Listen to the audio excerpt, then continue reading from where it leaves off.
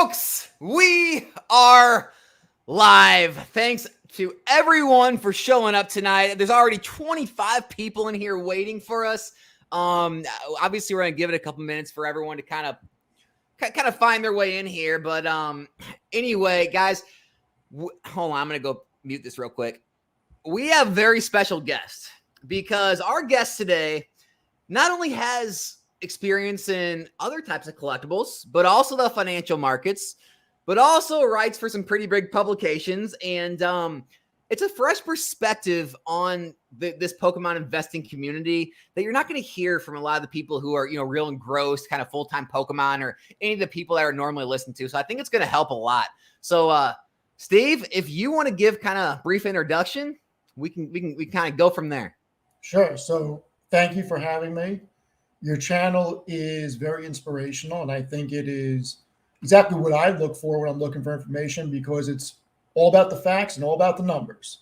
And pretty hard to tell a lie when you're talking about facts. And numbers cannot be disputed because numbers are numbers, and that's what I like. So, yeah, my name is Steve. I'm an undergrad in economics. I have an MBA. I write for Seeking Alpha in my spare time.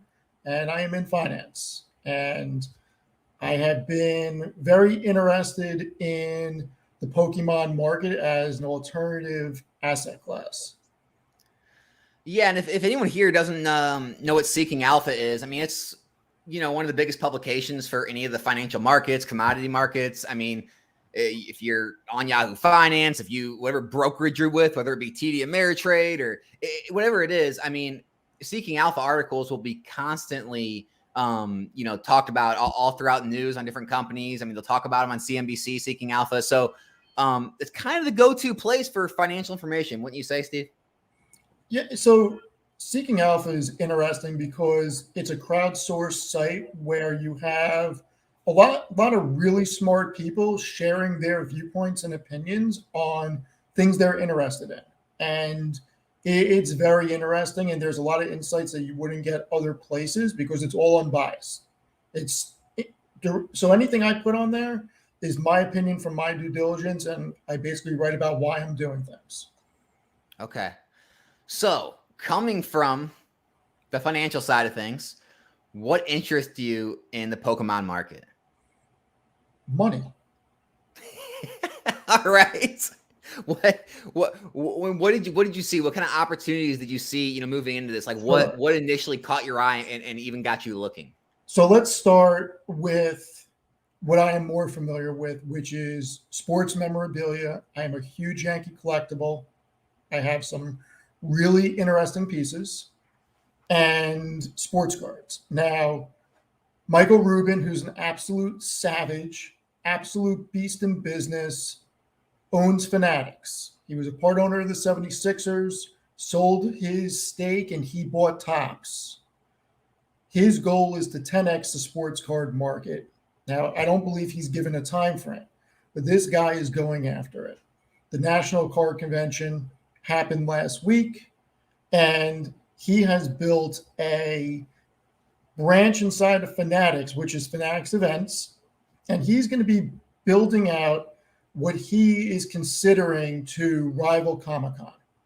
So now I started looking at this, and I look at what's going on in the sports card market, and I look what's going on in the TCG market, and I look at how big Comic-Con is, and I look at how big Collecticon is, and I look at all the shows that are popping up. I have a lot of options. I'm in New York City. So you have the East Coast National up in Westchester. You have all the huge 500 table shows at Hofstra. You have the TCG shows out in Long Island. I mean, there is an abundance of shows, and they just get bigger and bigger and bigger. And then I started looking into the largest grossing media franchises. Take a guess what's number one? Of course, it's Pokemon. Of course, it's Pokemon. And I was shocked when I found that out because I know nothing about Pokemon. And I never will know anything about Pokemon because it's not something that I'm interested in. But from a money standpoint, it's very interesting. And the way I look at it is my view is going to be much different than a lot of people because I think traditional art is it going to be a thing of the past? I really do. I shouldn't say thing of the past. It's always going to have value. I don't think people are going to be as interested as they once were. Like art was really big back in the day. It was still big in the 80s and 90s. I don't think it's as big now. And I don't think the younger generation is going to be that engrossed in it. And I think collectibles is going to be the new artwork. And Gary Vee has said that many times, and I agree with them, that I think people are going to rather display their collectibles on a wall in their office or in their home somewhere than buy a piece of traditional artwork.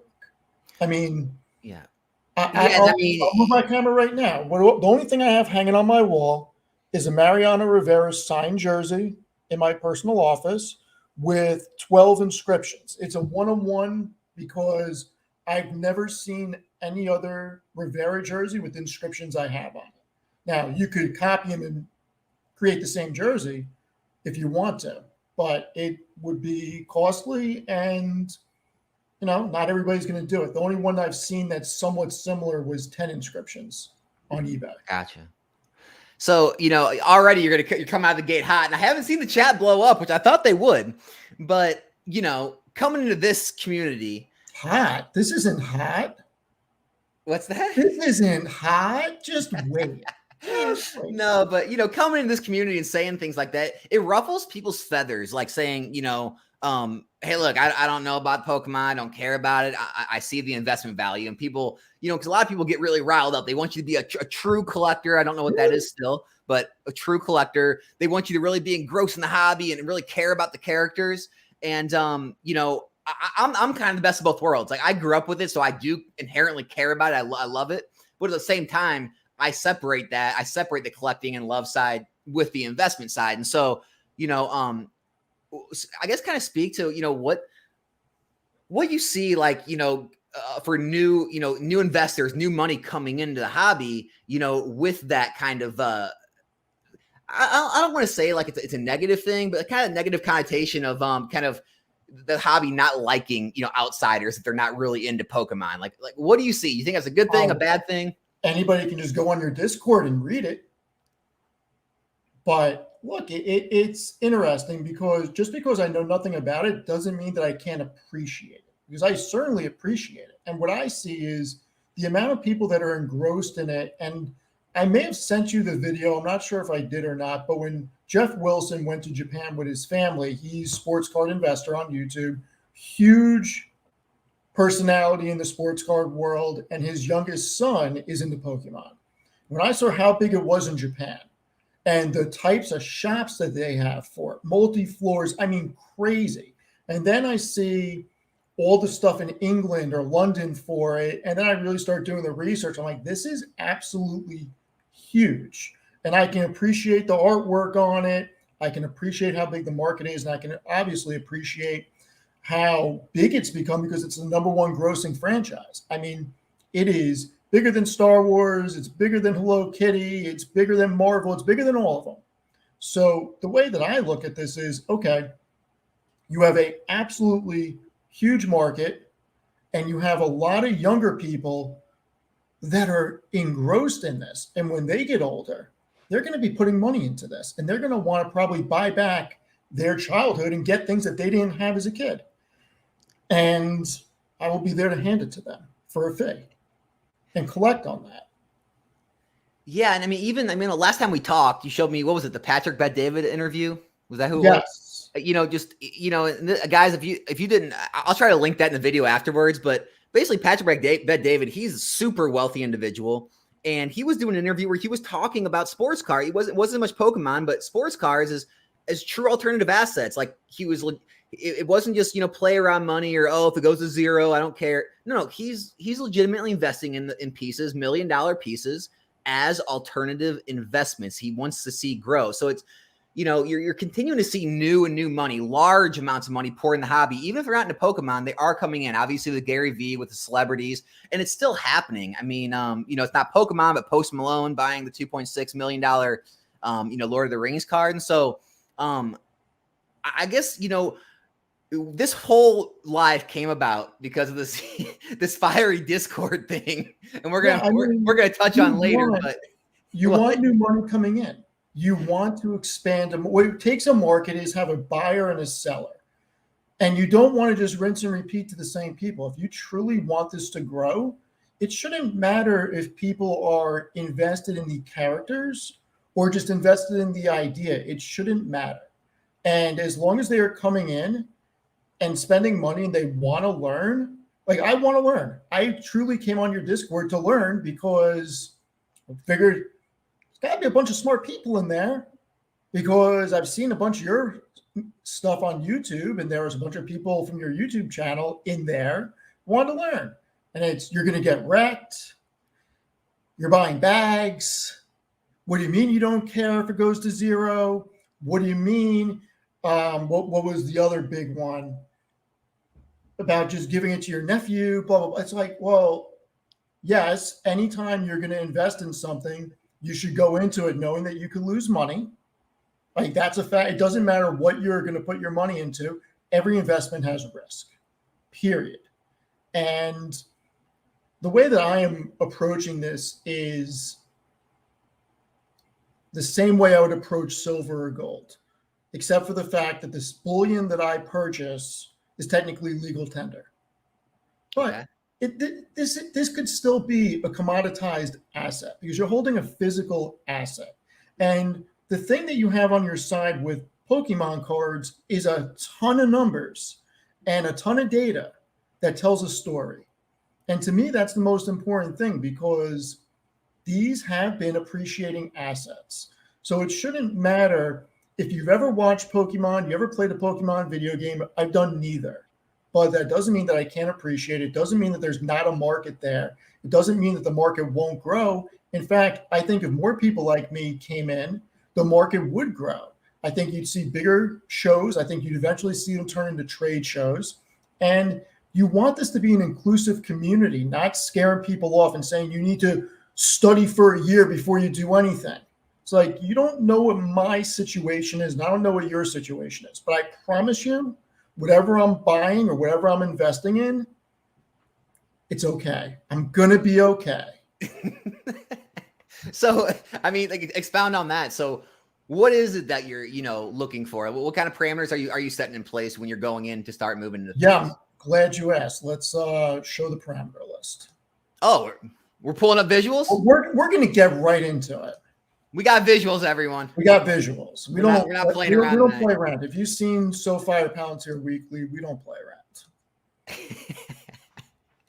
Hey, thanks for everyone to being here so far. We got 90 people right now in the chat. Thanks everyone for showing up tonight.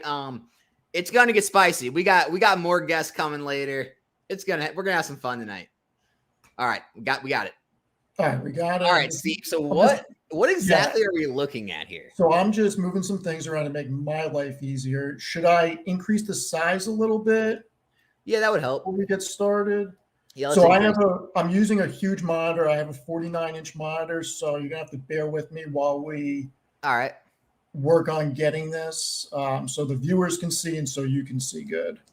We got Pokemon Wonder saying spreadsheets. Yes. I love my spreadsheets. All right. So is this good for everybody? I mean, I can read it. Yeah. Let me see. A little bigger? A little bigger would be a little better. Always a little bigger would be a little better, right? All right. This is the best we're going to get. All right.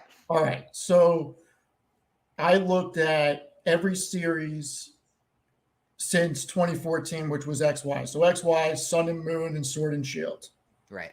And what I did is I did a variation of how I look at companies. How I look at companies is a lot different, but this is a very granular way that I can attribute the way I read a income statement or a cash flow statement to Pokemon. Because obviously we don't have cash flows, we don't have CapEx, we don't have income taxes, any of that stuff. But we have a starting price, which I updated all these prices today. We have what the current price is. And honestly, $105 is very generous for a starting price. It was probably much lower, but yeah, I mean. And I'm just taking, and that's why I texted you and said I'm going to use 105 just to see what you thought. I can always change it. It'll update automatically. But I want to be fair because from what I have seen in my very in-depth research in a short amount of time is a race to the bottom in the beginning with boxes. So that's why I'm going to use the 105 level. I'm not going to say what I pay under that, but it's for a certain reason. I have a relationship, et cetera, et cetera. So you got your current price versus the starting price. And then I go to my gross profit. So now there's really two vehicles to sell. You sell to an individual. You and I do a private sale. There's no record of it. Or I can sell on eBay. And there is a record, there's fees and everything else. So when I look at gross profit, that would be a hypothetical of me going to a show, finding a dealer, and selling in person. I got a ton of shows around me. I don't live in a remote area where it's 3 hours to go to a show. Like there's shows every weekend for sports cards. There's an abundance of shows for stuff. eBay fees. I saw that it's 13.5%. Calculate the eBay fees off of it. Then figure shipping and handling would be $10 a box. I got my total expenses, which is I plus J, which is your eBay fees plus shipping and handling. Net those out from the gross profit, and that becomes your net profit after expenses. And then you got your ROI on your current price. And then I did the duration of days of how long that set's been out. Column A is release date, then you have today's date. And then column O is translated to years, and then you have an annualized ROI. All right. So this is how I start to look at it and determine that this is something interesting that I'm going to invest some more research into, because there could be something really here. Because numbers don't lie. These are not my numbers. These are the market numbers. Numbers don't. It's just math. I'm going to say that a lot. It's just math. So there's no emotions involved. Facts don't care about your feelings. It's all numbers. It's simply just math. So on an annualized ROI, there are only, call it 1, 2, 3, 4, 5 sets that are in the negative. And those 5 sets are in the sword and shield era. But that is on your net profit if you did not sell in person. If you sold in person and you did not have the eBay fees or shipping and handling, every single box is in the red, is in the black. Every box is profitable. So then I start really looking into everything deeper. I'm going to now bring up a PowerPoint. So bear with me. All right. No, I mean, this is I would hope everyone doing this seriously has spreadsheets that look like this. If you don't, and you're just kind of just like free balling into it, you probably will get hurt, down the line. But no, it's good that you're actually putting some effort in. This is great. All right. So the graphs are from 2019. I put them in, even though it's not really recent data, because they were really cool and they tell a story. So in 2019, Pokemon was the #1 franchise, 92.12 billion. And the orange right there is the trading card segment. I mean, it's over 10 billion a year in just the trading card game. And per Market Watch, in the end of May, Pokemon hit 105 billion. And I put a link to where I got that data from. So over the next 4 years, depending on when this graph came out, I do think it was in the spring, I could be mistaken, it's grown $13 billion. Right. So it is still growing. I know what the best part about this is? There's always an influx of kids. There's always an influx of kids becoming teens, and then teens becoming young adults, and then young adults making more money, and then picking back up hobbies that they loved. And I feel like it's more now than ever, because things have changed so much in society, and kids don't know life without iPads, without connectivity. So this is just, I think it's only going to get bigger. So guys, I didn't tell him to say any of this. This is his own words. I know it sounds like repetitive what I always say, but I didn't coach him. So I look at the brands and I'm like, okay, Hello Kitty, Winnie the Pooh, Mickey Mouse. I mean, Pokemon's bigger than Mickey Mouse. Mickey Mouse has been out since freaking 1928. Pokemon 96. Star Wars 77. I mean, it is approaching double Star Wars. I mean, that's huge. And then the only other one on here that has a real trading card presence Lord of the Rings is very minimal. Dragon Ball Z is very minimal, but how do I pronounce this? Yu-Gi-Oh? Yu-Gi-Oh. Yu-Gi-Oh? Okay. Shows Hey, you how much. I did want to say something though. I mean, Yeah. I don't see Beanie Babies on there. I don't see you know, I don't see any of the like dead collectibles that everyone always compares Pokemon to, which is weird. Yeah, I don't see Beanie Babies on here either. But Yu-Gi-Oh has a huge trading card segment. But you want to know what the difference between the two is for me? The merchandise. The amount of merchandise being sold for Pokemon, you have a video game aspect that's absolutely huge. I mean, to me, that makes the prospect for the trading card segment huge because it's everywhere. The brand is everywhere. Right. So then I start looking at the largest sales for cards. And these are, I mean, you're talking real money. You're talking what a Mickey Mantle 52 tops is going for. I mean, obviously the 9 was trying to go for 8 or 9 million, but still 5.27 million is a lot of freaking money. And you're getting hundreds of thousands of dollars for other cards. You're getting in the upper tens of thousands for other cards. I mean, this is a real market. It is a huge market. And then I start looking back. I go back to the boxes that I did the research on. This is a graph, starting price in blue, current price in red. You see the alpha between the two. It's huge. The gross profit per booster box. Everything's in gross profit. Everything is in the black. Net profit, a lot of big net profits. Some are in the red because of the fees. Because if you remember, well, and also they've had zero time for growth. Yes, and we're going to get to that. S&P 500, Standard Index Fund, SPY, probably the most well-known. You can make an argument between that and VOO from Vanguard. SPY, I believe, is the most well-known. So I went to when the first box from XY was debuted on February 4th, 2014, and I looked at a chart. With dividends reinvested, you would have generated a 203% return on your money since February 4th, 2014. Wait a second. You actually compared the stock market to Pokemon? That's another thing you may not know. That's taboo in this hobby though. I get beat up for it all the time. Yeah, but you shouldn't. Anybody who beats you up doesn't understand finance because you have, as an individual consumer, individual investor, you have a choice of where to put your capital. You can put it in an index fund and it is going to grow over time. If you are choosing to put it in a different asset class, you should understand what you are missing out on and is it worth putting your money somewhere else? If you're not, then you're being foolish because you're not doing the due diligence. Before I go into anything, I do the due diligence. If my money is not going in an S&P index fund, it has got to make me more money for me, or I have to think it's going to make me more money to not put it there.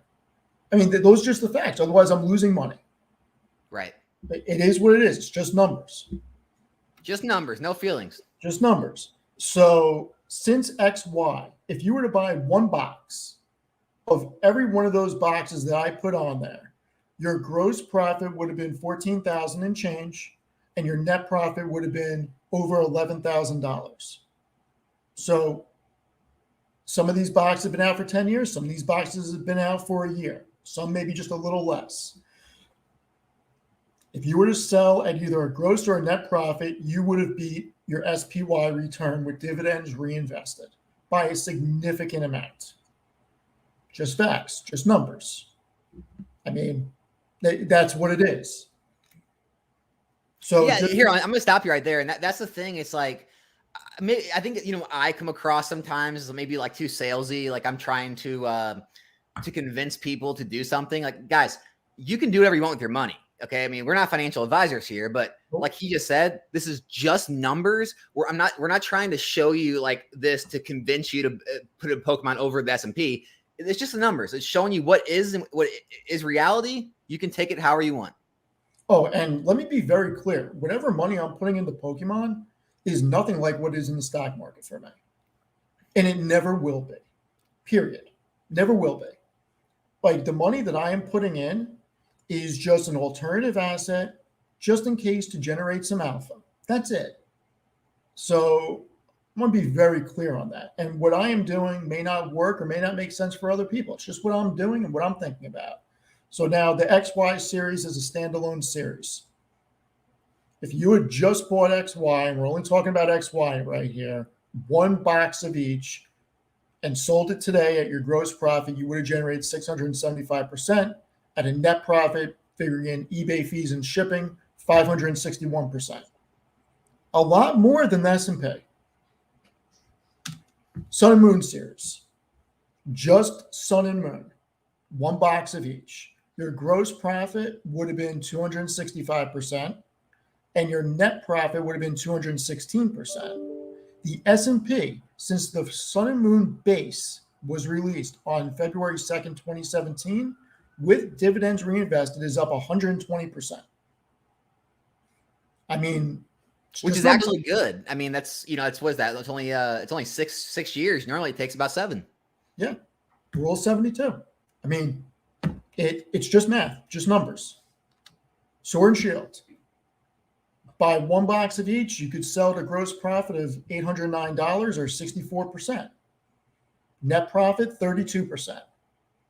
First box came out February 4th, 2020. The S&P has returned 41.48%.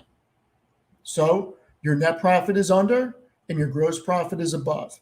But there's still time. Now, in fairness, if I had done the QQQ and done the NASDAQ 100, these numbers would look drastically different. And I would speculate that these numbers on the Sun and Moon would be way closer on the Invesco QQQ. These, that I don't know if they would be close to these, maybe 350, 400%, but the QQQ moves in the previous 6-7 years probably a lot more than S&P because it's tech heavy, and tech is just gone gangbusters. And that's it. Just numbers. That's what I'm looking at. So the reason that I go to that extent is because the framework was there for me to do the due diligence to see what a potential return could be. And the way that I'm looking at it is a booster box is an ETF. And if you're buying individual cards, those are individual equities. That's just the way I'm looking at it.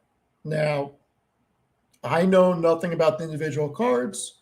So my investment plan at the moment is to buy 1 or 2 cases of every set that comes out here on forward, hold, and I got beat up in the Discord for saying 5 or 10 years. Yeah, Alex, you have to have a number in mind. Well, yeah, I don't know how long it's going to take, but the numbers tell me that 5 to 10 years is the sweet spot where I want to generate 100% ROI after my fees. Hey, you want to take a question? You want to take a question real quick? Sure. Because Dan's going to, shoot steam out his ears if we don't answer this for him. So he's being, when is the time? Oh, sorry for Q&A. I think we should drill into why would someone invest more in a poor performing asset like the S&P over both these fellows to do on screen. I, for one, would have more cardboard. So he's being facetious, but what he's trying, because Dan's real big on tax advantage accounts and pour money into retirements. My whole line always is, it's like, yeah, if you're getting company match, I get it. I always say that when you have wealth, which, we're not going to get into your financial situation, but you're obviously doing pretty well. When you have wealth, you want to put it in less risky things, more stable things where maybe you're not going to get the gigantic exponential growth, but you're also not going to lose. It's hard when everything's falling. And so it makes sense to change your investing over the course of your life. So yeah, if you already have, multiple millions of dollars, it makes sense to invest more in an S&P or funds like that. However, when you're younger, if you are looking to get further ahead, you're not looking to have stable growth over 40, 50 years, it can make sense to take larger risks like an alternative asset like Pokemon, like single stocks, things like that. So that's my answer. What's your answer to that? So I'm trying to... He's basically asking... Well, I know exactly what he's asking. Yeah. So I've written out 720 articles about finance, and I put something that is a perfect chart in one of these articles in the past 2 months. I'm just scrolling through them, trying to remember which one it's in, because it'll help me frame the answer. And I like showing visuals because it is a good point that just got raised. I think it's in one of these two. Just bear with me. And if it's not, then it isn't. Yeah, it's not a problem. I mean, I just think people get that mixed up. It's like, just because, like Dan will get on me for it. Well, Alex, if you have more invested in the stock market than Pokemon, obviously you're less bullish on Pokemon. It's like there's so many factors that go into place. Like, one is, if I have positions and I sell, I have to pay capital gains tax. And so, like, if I have to pay capital gains and then move it into Pokemon, which you have to move in, you have to let it grow before you can eat those fees. So it's like you're already behind moving in. And so, it can make sense to hold instead of sell and move to something else. Now, I've been completely honest that all of my new money, like recently, a lot of it's moving into Pokemon at a more substantial rate because I do see so much growth opportunity in it. So I just think the numbers are different for everyone. I see you did bring that graph up. Let me bring that on screen. Yeah, I found it. Took me a little longer to find it. What is this? So this is the returns of the S&P 500 on an annualized basis, percentage basis every year since 1928. I don't remember, and obviously we could tally it up, but 4 consecutive down years has happened once, 3 consecutive down years has happened twice, 2 consecutive down years has happened, if you take out the 4 and 3, other than those periods, only one time in the 70s. So look, it's at the end of the day, it's cardboard. Okay, it's not a real company. Pokemon Company is a real company that generates billions and billions of dollars, but it's cardboard. It's not Apple. It's not Microsoft. I'm investing in real companies that have real cash flow. Apple last year generated, I think, 98 billion, not million, billion dollars in net income. That is their pure profit. Their free cash flow was around $101 billion. Okay. I can't tell anybody what to do in their personal lives, but for me, I would not be comfortable holding the majority of my net worth in cardboard. I just wouldn't. You just made Dan's day. You just made his day. not to mention that on a historical basis, if you just go to a investment calculator and you put in an 8% return, which is actually under the average for the S&P when you factor in dividends, and just start at zero, put in whatever you're going to invest per month, and do 30 or 40 years out, you're going to see a huge amount of money because of compound interest. I don't have the time. I don't want to take the time. And I don't want to know that much about Pokemon to have to do it to make me get those types of returns. And not to mention, it's a click of the button for me to sell or buy. In Pokemon, I got to find another buyer, which may or may not exist at eBay. I may have to go to a show. I may get undercut. Like, there's so many factors that happen. And for me, it's just right now, Pokemon is a very interesting investment because the numbers are there, and it shows that right now sealed product is beating the S&P when you go back 10 and 5 years. We don't know about the new one, but the trend certainly makes it look like it's going to continue. Now, if that happens, different story. But I can tell you, most people are betting the S&P is going to continue to go up over a long time frame, regardless if we go into a recession or if the markets go down this year or next year. If you have a long-term horizon, the market since 1928 have always appreciated. And it's a much longer time frame than Pokemon. So I'm much more comfortable in the stock market than I am with this. And that's why I'm looking at this as an alternative asset class where I could potentially get larger returns. Okay. And then, from an outsider looking in, it's, this community, I don't know why it is, especially lately. People are very negative just for the sake of being negative about everything. And so, a lot of people think like, the good times won't last, really don't have any reasons for it. But I mean, what do you see? I mean, do you, like, in your honest opinion, I mean, do you see, the next, like I said, 1, 3, 5, 10 years looking up? Are you completely unsure? Are you kind of throwing darts at the board? Where do you see things going, from an outsider looking in? I never throw darts at the board. Okay. Even though in some markets that does work, I don't do it. I do a lot of due diligence. And look, I think that if you look at GDP, I think if you look at the United States still being the world reserve currency, I think if you look at a lot of different macroeconomic events, the future still looks bright. I really do believe that. Now, that doesn't mean that we won't see a retracement. That doesn't mean that the markets won't go down, because the markets always retrace and they always go down. But over the long term, I'm bullish.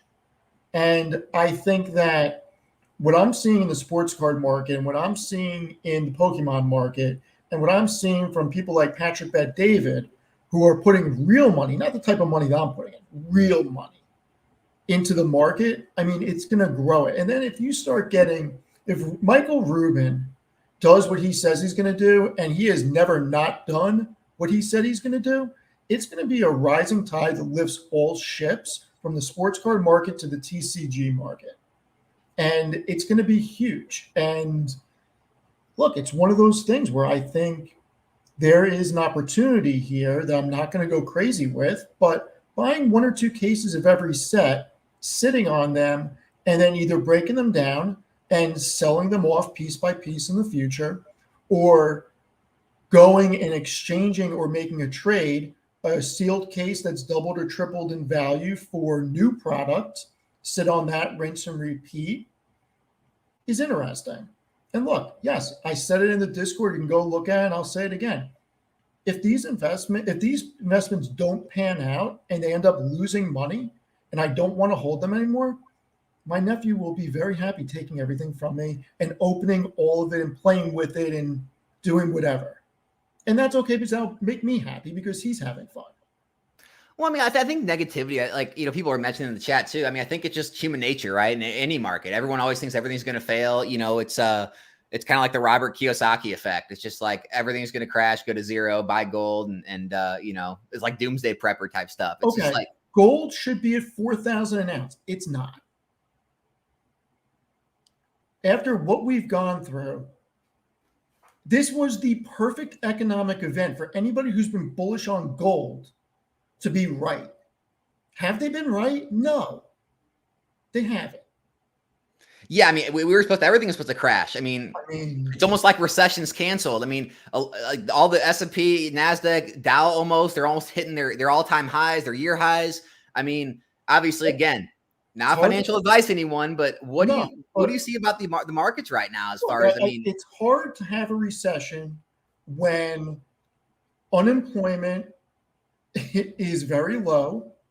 It's hard to have a recession when companies have the earning power that they have right now and the consumer price index is up. Not saying it can't happen, but a lot of people are looking at the inverted yield curve and swearing by the inverted yield curve, where the 10-year is and where interest rates are, and saying we have to have a recession. If you go back to the 70s and 80s, yeah, it would look like it. But at the same time, you didn't have companies that had $100 billion in cash and short-term assets on their balance sheets. You didn't have GDP where it is now. You didn't have unemployment where it is now. So maybe we have a recession, maybe we don't. But right now, it looks pretty hard to have 2 consecutive quarters of declining negative GDP growth. And you need 2 consecutive quarters of that for a recession. And if you look at the St. Louis Fed, they are saying that interest rates will get cut in 2024, that they will go, and this is why I'm bullish about the markets overall going forward, even if they go down for the rest of the year. The St. Louis Fed, and I have it up somewhere, sharing now. All right.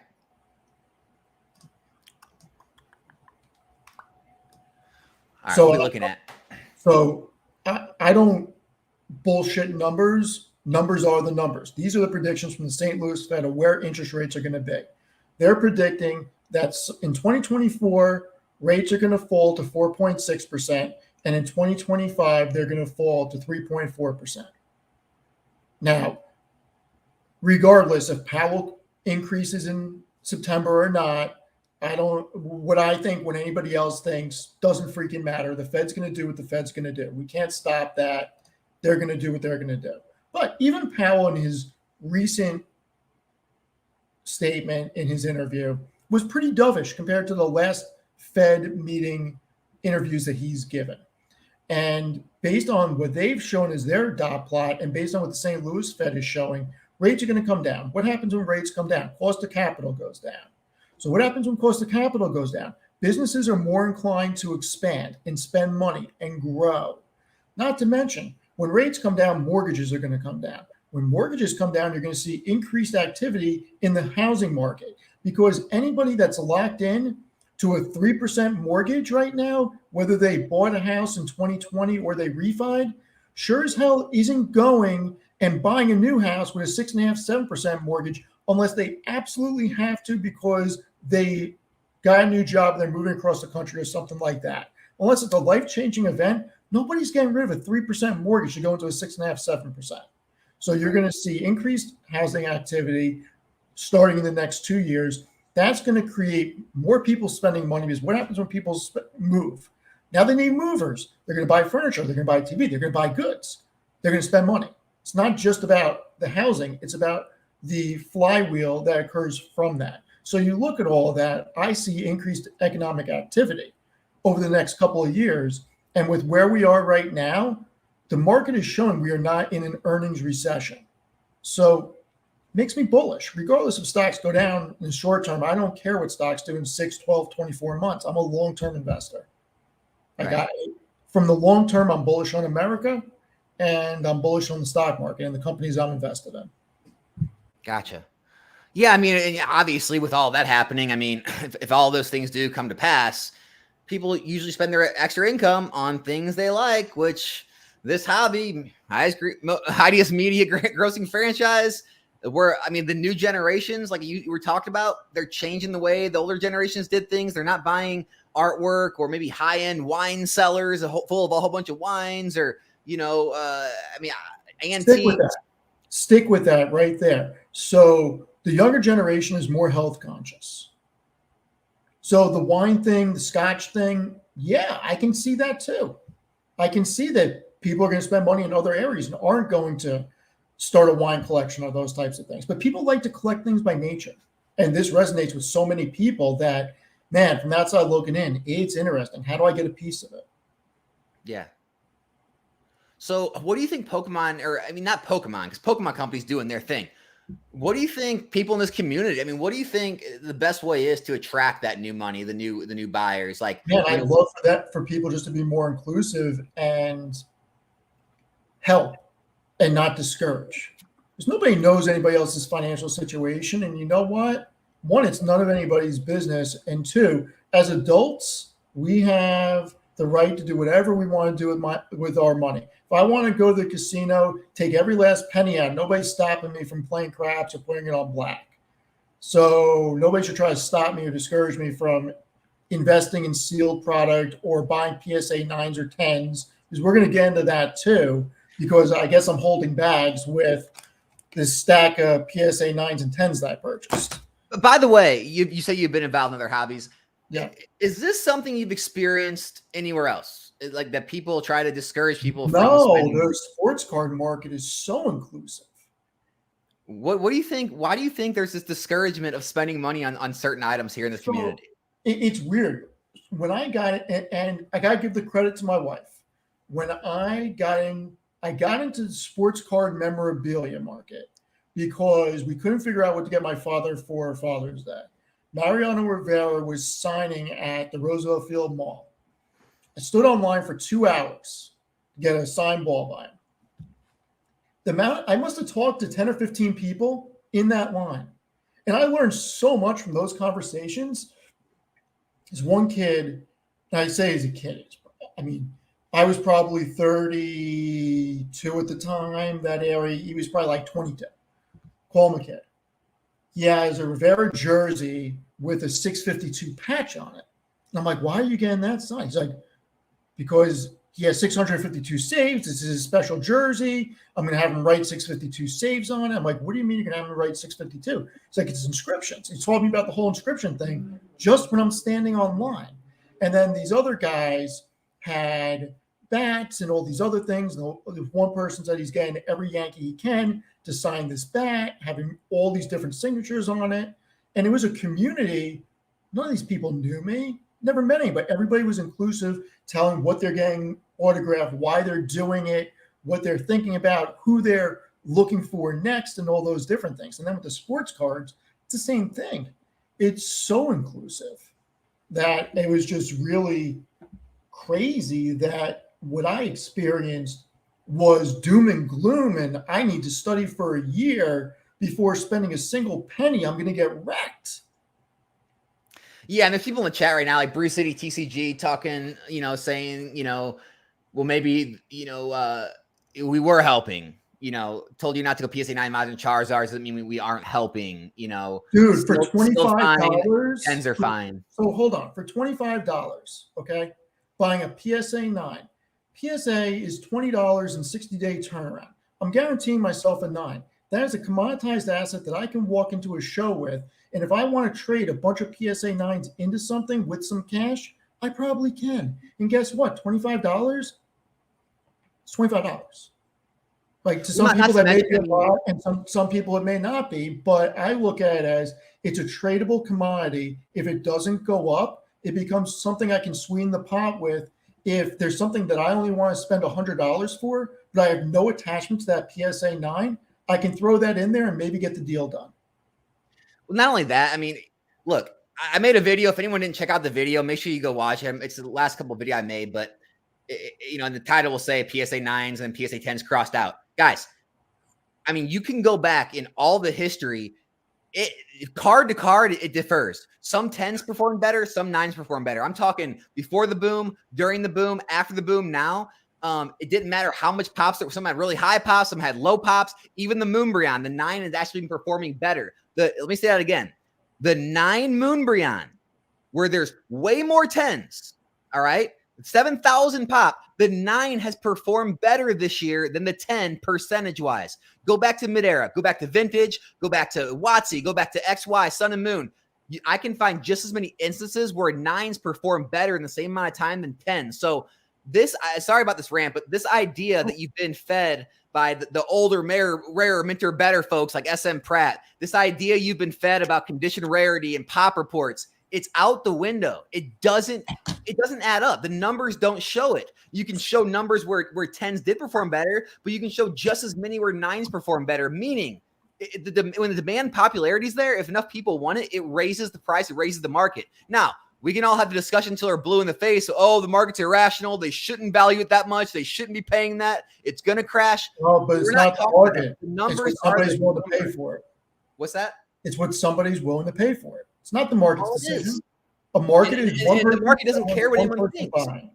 And when you said about the 9s and the 10s, look, for a collector standpoint, I know a bunch of collectors that don't care about buying a PSA 9 or a PSA 10 because they just want in their collection. They would rather buy the 9. So if there's somebody, I know somebody that's a Don Manley, huge Don Manley. He happens to be my favorite player. But one of my buddies, huge Don Manley person, didn't want to spend all the money for a PSA 10 84 Don Rush rookie or the Fleer or the OPG or the top. So he bought 9s. So he had in his collection. There are people like that. There is a market for 9s. And spending $20 or $25 on 9s, I mean, it's a PSA 9. It's a liquid grading company. And I don't know, right here I have 4 PSA 10s and 5 9s in front of me. I probably have some more in the other room and some in my mail. I mean, it is what it is. And look, the way I'm looking at these I look at the charts and these are going down. That makes me interested because here's the best part about a character like Charizard, which I know nothing about except for the minimal things that I read. I don't have to worry about Charizard getting injured. Right. I don't have to worry about him being a Cody Bellinger, who happens to be doing very well right now, that got injured and forearmed his buddy when they were all amped up when he hit a home run in the World Series and freaking dislocated his shoulder. I don't have to worry about Yordan Alvarez getting injured. I don't have to worry about any of those things. I don't have to worry about prospecting and running all of the statistical analysis on their minor league play just to try to pick out who's going to do well in the majors and who isn't, and then see who's going to be a dud and buy their rookie cards and end up not panning out. I mean, that's the thing. That's the other thing that I like about the Pokemon market, that a lot of the favorites are going to stay the favorites, and Charizards were going down so heavy that, I'll buy some. They don't pan out, whatever. But it could be a falling knife, or it could be a U-shaped or a V-shaped recovery. Only time will tell. But once again, I'm spending money that doesn't impact me. Yeah, and people, I'm going to address the chat a little bit. People are saying I cherry-picked data. Look, literally, we can go set by set. We can look at every card in the set. You're going to find maybe it won't be just as many. It won't be half and half every set, but there's a lot of 9s out there and there's a lot of 10s out there that perform differently in each different era, each different set. Also, 9s, way more liquid. The price point's more liquid. You're going to find more buyers. More 9s, accessible. You can diversify more. You can buy a lot more cards across different areas instead of investing a few 10s because the price point's so high. All right. 3, the majority of the collectors and investors out there are in the 9 category. Kind of goes to that liquidity. You have to find the whales a lot of time to find the 10s. And you could say, well, that's what keeps them, valuable and rare. That's great, but they're only valuable and rare if you can find a buyer. That's the only thing that makes it valuable. If you let it sit on the market for a year and no one buys it, is it really that valuable? I mean, not to call out Dan, but Dan just made a video. He's auctioning off a bunch of cards, mid-era, vintage cards. A lot of this stuff just isn't moving, whereas you could find modern cards that have a million pop, and they're still selling for $50, $100. I mean, you can go look at Burning the Darkness Ablaze Charizard. I think it has over 10,000 pop. Still like an $80, $100 card. Can we stick on that? What's that? Can we stick on the population? Absolutely. People. I definitely want to, but I was going to say Retro is here if you want me to bring him on. Yeah, sure. Just let me just say this, then bring him in. Yeah, go ahead. People need to start looking at population reports differently. And I really do suggest that video that I texted you, you should put that in the chat, because Jeff Wilson and his team discuss this, and they give a perfect explanation about this. If the markets are going to continue to increase, 10,000 10s may not be a lot. It really may not be. If you have 1 million collectors or 2 million collectors or 3 million collectors, do the math. It's just math. And this 10, was just said in a sports card interview on Sports. 10,000 on 1 million is 1%. Like, it's just math. So if you have 1 million people that are collecting Pokemon cards, and only 1% of that card is a 10, and then you get a rising tide and more people entering the space. I mean, I don't think 10,000 for a PSA 10 is that crazy anymore. Pokemon's grown so much. And the future growth is exponential. That's the biggest key. I think that people need to stop worrying about print runs and really look at, okay, if the market keeps growing and there's more buyers, you should expect more 10s because more people are, and not to mention, gotta look at it this way. Grading wasn't big 6, 7, 8 years ago. Not the way it is today. And people really get hung up on the printing. They really get hung up on the 9 billion cards. It's like when you realize, wait, doesn't every Elite Trainer box have a stack of energies? Doesn't every single box have 11 cards per pack? There's 36 packs, so there's 396 cards, something like that, every box. And like 1 or 2 of the hits in the set are actually valuable at all, meaning everything else is basically junk. And so 99% of every card printed is junk. It's not going to be worth anything. But there's less, in terms of how many are printed than what was back in vintage or mid-era, because 1 out of every 3 packs was a hit. Then you got into later, and it was a little harder pull rates. But the pull rates now, the actual hits, the ones that are valuable, they're way harder. And most of the cards printed, they're not going to be valuable. No one's saying there are. So that 9 billion, okay, well, 8 billion, 900 million are all worthless.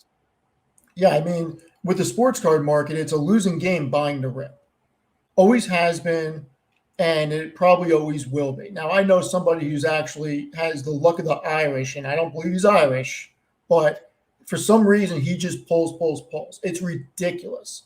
But, I mean, it's a losing-sum game when you look at it like that. Always has been. Most of the sports cards, like all the commons. I mean, it's I don't know. It's kind of crazy just buying a rip, but look, there's some boxes that may be worth it. And that's one of the questions I got written down because I started looking at expected value, and that woman, Eva's binder, she makes a lot of sense with her articles I started reading. I'm like, man, this woman really understands numbers. I like the way she breaks down expected value. And because of her, I bought a box of Brilliant Stars. Yeah. All right. Well, I think it's a good time. I think we got through a lot. Yeah. I think it's time to bring Retrospects on. Bring them on. Retrospects, welcome to the live. How's it going, guys? How are you doing, man? Hello. Good. So I've been listening to you guys' conversation. First off, I just want to say, Steve, you are 100% right. We should be working on making this more of an inclusive community. So I just want to say I apologize for being rude to you. You seem like a smart, successful dude. And it definitely seems like you've done a lot more due diligence than maybe some of your messages led me to believe. So I just want to say I apologize for not giving you accepted, but no apologies needed. Yeah, I should have definitely given you more of a chance.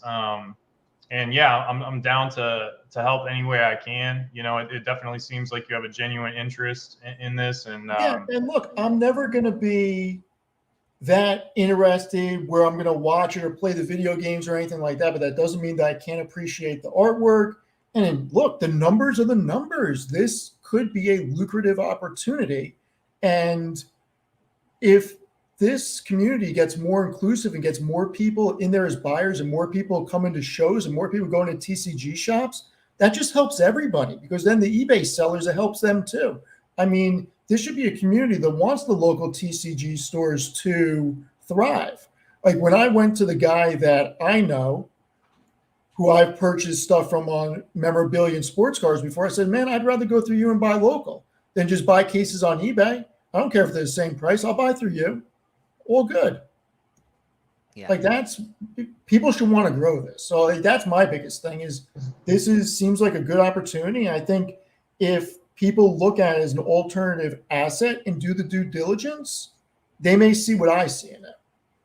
Yeah, the reason I was just going to say really quick. So when it comes to modern sealed, like I think that more so is cut and dry when it comes to sorts of returns that you can expect. But even in modern sealed, and definitely more so in graded cards, which was primarily what I would say the buys that you made might have been a little bit concerning. And I think what I was trying to articulate is the fact that it's okay if you're not interested in Pokemon, it's not your favorite thing, you're more of a sports guy, that's totally okay. But understanding certain qualitative information matters in this market, similar to the way that it would in sports as well, right? So even with modern sealed, and again, if you were to just buy like a wide basket or buy every set and look at what your returns would average out to be, you would have done pretty well, outperform the S&P, things like that. But understanding what the best sets are, what times to buy, that comes with an understanding of some of the qualitative information. And when we're talking about graded cards, understanding what you can buy cards for raw, how easy it is to get certain cards in PSA 10, which sets have better print quality, things like that can be really important, especially if you're trying to reduce your cost basis. So yeah, you're 100% correct. And what you hit on are part of the questions I have written down because I'm taking what I know in sports cards. And look, I'm not an expert in this, but if I go to a show, I'll probably allocate a couple $100 to buy in raw and that type of thing. But yeah, there are ways to definitely increase your ROI and that comes with knowledge. And there's definitely more money to be made buying raw, grading, and flipping. There's no question about that. Knowing when to buy and what to buy, what dips are more likely to reverse, what dips are truly dips. Anybody who is against information is crazy. The more information you're armed with, the better. What I know is that I don't have the time and I'm not looking to put the time in because I have a lot of other things going on that I'm staying in a sealed product lane. And I am looking at a price point for PSA 9s and 10s to use as sweeteners for deals at shows. That's pretty much the lanes I'm staying in because I don't have the time to do the other things. But yeah, everything you said is 100% spot on. And I think real quick, and then I'll let you go. Sorry, I didn't mean to hog the conversation, Alex. But I do think by staying, like you said, in the sealed lane and watching channels like Alex and things like that, you can do fairly well, right? I mean, Alex is going to let you know he's going to make a video when there's deals on cases that you can buy, Black Friday sales, things like that, potential good times to buy. So I would definitely think that with little to no understanding of some of the qualitative stuff, you can do fairly well investing in modern sealed. And like I said, it seems like you've done your due diligence as far as what recent sets have returned and different things like that. So it seems like you're on a good track. Yeah, I mean, look, it's one of those things. It looks like sets come out every 3 months or so. If I buy 1 or 2 cases, it doesn't kill me, and I got time to sit on it. Like I'm not putting money in that I need for mortgage or life or anything like that. It's simply fuck you money, period. That's all it is. That's what we like to hear. So one of the reasons I want to have Retro on though is kind of hear the other side of it. So obviously Retro does a lot of grading and flipping of cards, and so his view of plastic, putting cards in plastic and holding them is a lot different than people who like it and invest in it and collect it. So Retro, like, because I guess it feels easy to you to source cards and grade them. Do you feel that's the reason that like buying 10s or 9s for long-term value is just a bad play? Or do you really believe that because of the numbers and the ease of doing it, they won't grow in value? Do you think there's still opportunity there? Like what's your whole thought? I mean, this is all our opinions. Like no one's saying that, hey, if you got slabs, sell them now, or if you don't have any, buy. We're all just giving our opinions. So you can hear everyone's opinion. You can decide for yourself. So, I mean, just what's your honest opinion? Well, first of all, like I wouldn't make a blanket statement that I never buy. Even as a business, I buy graded cards sometimes, right? Like because this is an unoptimized market, there's always arbitrage to be had, buying on one site, selling on another, buying in person, selling on eBay, things like that, right?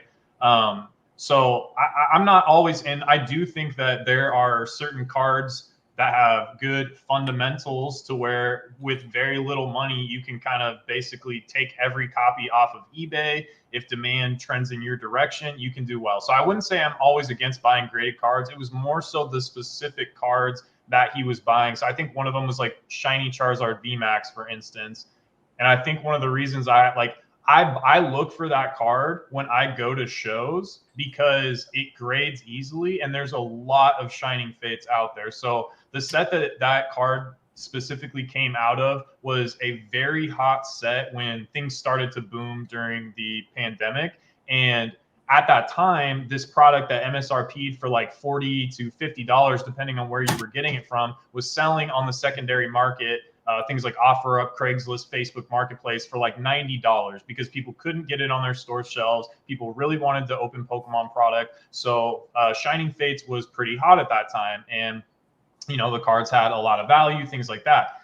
What happened was when Pokemon caught up to their, demand of that set, they printed a lot of product. They printed the Pikachu V boxes, they printed the ETBs. And if you look at the sort of like trend of prices on the Shining Fates ETBs, they've been fairly stagnant for a while because there's so much supply of it. So there's a lot of that card out there. Now it's Charizard, it's the chase of the set, it's a good looking card, but you go to some of these shows, you can pick that card up for around $75 to $80 graded with PSA and be in, let's say, at around $100 after shipping and insurance all accounted for, right? Which would basically be 50% of the cost basis or around that, if I remember correctly, of what you bought the card for. So I'm not saying that it's not impossible for it to appreciate from the price that you bought it at in the future, but I think that it would have been a safer, if you're looking at it as an investment, obviously you want to get it at the best price you can.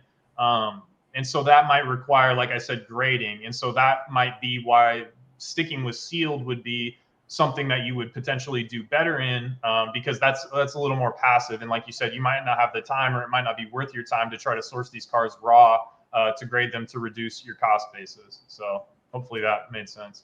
Yeah, and I actually have 2 questions on that. So PSA is the dominant in the sports card world. It always has been. They started this. Are they the dominant in the TCG world? And look, the big three in sports are PSA, BGS, and SGC, and some utilize CGC. Now, CGC is more common in comic books and TCG. What is the hierarchy in the TCG world? A. B. Is there an arbitrage play if I'm going to guess correctly that SGC is the low company on the totem pole, buying, cracking, and crossing to the number one or number two? And is there C, an arbitrage play where, because I see this a lot in sports, where if you buy a BGS 9.5, you're likely to get PSA 10 out of it. Are there arbitrage plays like that? Yeah, so that's a really good question. So I don't know if you're familiar, but recently CGC changed their label, their holder. Okay. So previously, I would argue that the way the sort of hierarchy went as far as card values was BGS Black Label, CGC Perfect 10, and then your PSA 10. Now I would say it's BGS Black Label, PSA 10, and then CGC has got a Pristine and a Gem Mint 10. Pristine being the one with the gold embossed label. I think the market is maybe still trying to figure out where the new CGC cards are going to end up. So I would say that they no longer hold that second place, in my opinion. As far as BGS goes, a lot of people who collect BGS equate a BGS 9.5 to a PSA 10. And so, and BGS, a lot of BGS's appeal and business model relies around their 10 and their Black Label, right? Like it's highly sought after. PSA doesn't have, something equivalent to that. So yes, like a lot of the time you can cross BGS 9.5s to PSA 10s to potentially make a little bit of margin there. But it just depends, right? Because each grading company has different things that they're harsher on, right? So you could potentially take a card that's a PSA 9 and cross it to a BGS 10 or vice versa. So it's not all, it depends what's maybe wrong with the card, right? And then if it's like a vintage card, BGS might look at more sort of manufacturer issues. That's why a lot of people in like the Magic community like to grade these cards with BGS, because if you send these cards to PSA, they're just going to kind of grade it flat, whereas BGS is going to consider different printing defects and manufacturing issues and the way the cards were made and all that sort of stuff. So, but SGC does not hold the same sort of value and popularity in the trading card world as it does in the sports world. And I think that that's primarily because in the sports world, some of the biggest, I think the biggest card ever, right? The Mickey Mantle was in an SGC slab, whereas like we don't really have that in Pokemon. There's been some big cards in BGS and CGC slabs, but not really so much SGC. So yeah, hopefully that helps a little bit. Yeah, no, it definitely does. It's interesting because you're seeing a lot of different new grading companies come on with all this technology, and you would think that what some of these companies are doing and the grading report that they give you with it and having a link to the online scans would chip away, but everybody still wants that PSA holder. Everybody wants it. Yeah, it's tough. Sorry, you can go, Alex. I don't mean to hog the conversation. No, go ahead, dude.